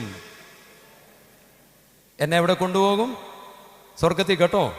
അവൻ എന്നേക്കും മഹത്വം. ഇതാരും പറയുന്നില്ല. അവൻ എന്നേക്കും ആമേൻ. എന്താ ഈ ആമേൻ എന്ന് പറഞ്ഞാൽ? ഈ പറഞ്ഞതിന് എന്തില്ല? മാറ്റമില്ല. ഇത് നടക്കും. കണ്ണുകൾ അടയ്ക്കാം. ഒരു നിമിഷം നമുക്ക് പ്രാർത്ഥിക്കാം. ബാറയ്ക്കുമോർ, ലോകസ്ഥാപനത്തിന് മുന്നേ, എൻ്റെ അപ്പനും അമ്മയും എന്നെ കാണുന്നതിന് മുന്നേ, ഈ ലോകത്തിൽ മറ്റാരും എന്നെ അറിയുന്നതിന് മുന്നേ, തൻ്റെ ഉള്ളം കൈയിൽ എന്നെ കണ്ട ദൈവമേ, ഇന്ന് ഹാഗാർ പറഞ്ഞതുപോലെ എനിക്ക് പറയാൻ കഴിയണം. ഹാഗാർ പറഞ്ഞു, എന്നെ കണ്ടവനെ ഇപ്പോൾ ഞാനും കാണുന്നല്ലോ. അവളൊരു കുഞ്ഞിനെയും കൊണ്ട് മരിക്കുവാൻ ഇറങ്ങി. ദൈവം പുറകെ നടന്നു. ഹാഗാറേ, ഹാഗാറേ. ആ വിളിയുടെ ഇമ്പസ്വരം അവിടെ ഹൃദയത്തിൽ, ആ ദാഹാർത്തമായിരുന്ന ഹൃദയത്തിൽ എവിടെയോ നനവ് നൽകി. അവൾ പറഞ്ഞു, എന്നെ കണ്ടവനെയാണല്ലോ ഞാനിപ്പോൾ കണ്ടത്. ഞാൻ മറ്റു പല മനുഷ്യരെയും കണ്ടു, അവർക്കാർക്കും എന്നെ ഇഷ്ടമില്ല. എൻ്റെ ദൈവമേ, ഇത്രത്തോളം നീ എന്നെ സ്നേഹിച്ചു. നിന്നെയാണല്ലോ ഞാൻ നൊമ്പരപ്പെടുത്തിയത്. പത്രോസ്ലീഹ കർത്താവിനെ ഉപേക്ഷിച്ചു, പലവട്ടം ഉപേക്ഷിച്ചു. അവസാനം നീറോ ചക്രവർത്തി അവനെ കൊല്ലുവാൻ പിടിച്ചു കൊണ്ടുപോകുമ്പോൾ അവൻ സ്വർഗത്തിലേക്ക് നോക്കി, യേശുവിൻ്റെ മുഖത്തേക്ക് നോക്കി പറഞ്ഞു, ഇപ്രാവശ്യം ഞാൻ തള്ളിപ്പറയില്ല, ഇപ്രാവശ്യം ഞാൻ നിന്നെ ഉപേക്ഷിക്കില്ല. നീ എന്നെ അത്രമേൽ സ്നേഹിച്ചല്ലോ. എൻ്റെ ദൈവമേ, സകല പാപങ്ങളും ക്ഷമിക്കുവാൻ കഴിവുള്ളവനായ മഹാപുരോഹിതൻ്റെ അടുക്കലാണ് ഞങ്ങൾ ഇരിക്കുന്നത്. സാത്താൻ ഞങ്ങളുടെ കുടുംബത്തിൽ നിന്ന് അധികാരമൊഴിയണം. സർവായുധവും വെച്ച് ക്രൂശിൽ ജയോത്സവം കഴിച്ച യേശുവിൻ്റെ മുമ്പിൽ സാത്താൻ കീഴടങ്ങുന്നു. സാത്താൻ തോറ്റവനാണ്, കർത്താവ് ജയിച്ചവനാണ്. അവൻ ഞങ്ങളുടെ കുടുംബത്തിൽ ജയോത്സവമായി കടന്നു വരുന്നു എന്ന് വിശ്വസിക്കുന്നു. കർത്താവ് എല്ലാ പാപങ്ങളിൽ നിന്നും എന്നെ വിടുവിച്ച് തൻ്റെ സ്വർഗരാജ്യത്തിനായിട്ട് എന്നെ രക്ഷിക്കും. അവൻ എന്നേക്കും മഹത്വം. ആമേൻ. ദൈവത്തിന് നന്ദി പറയുന്നു. ഈ സന്ധ്യ ഒരുക്കി തന്ന ദൈവത്തിന് നന്ദി പറയുന്നു. ദൈവം നമ്മളെല്ലാവരെയും അനുഗ്രഹിക്കട്ടെ.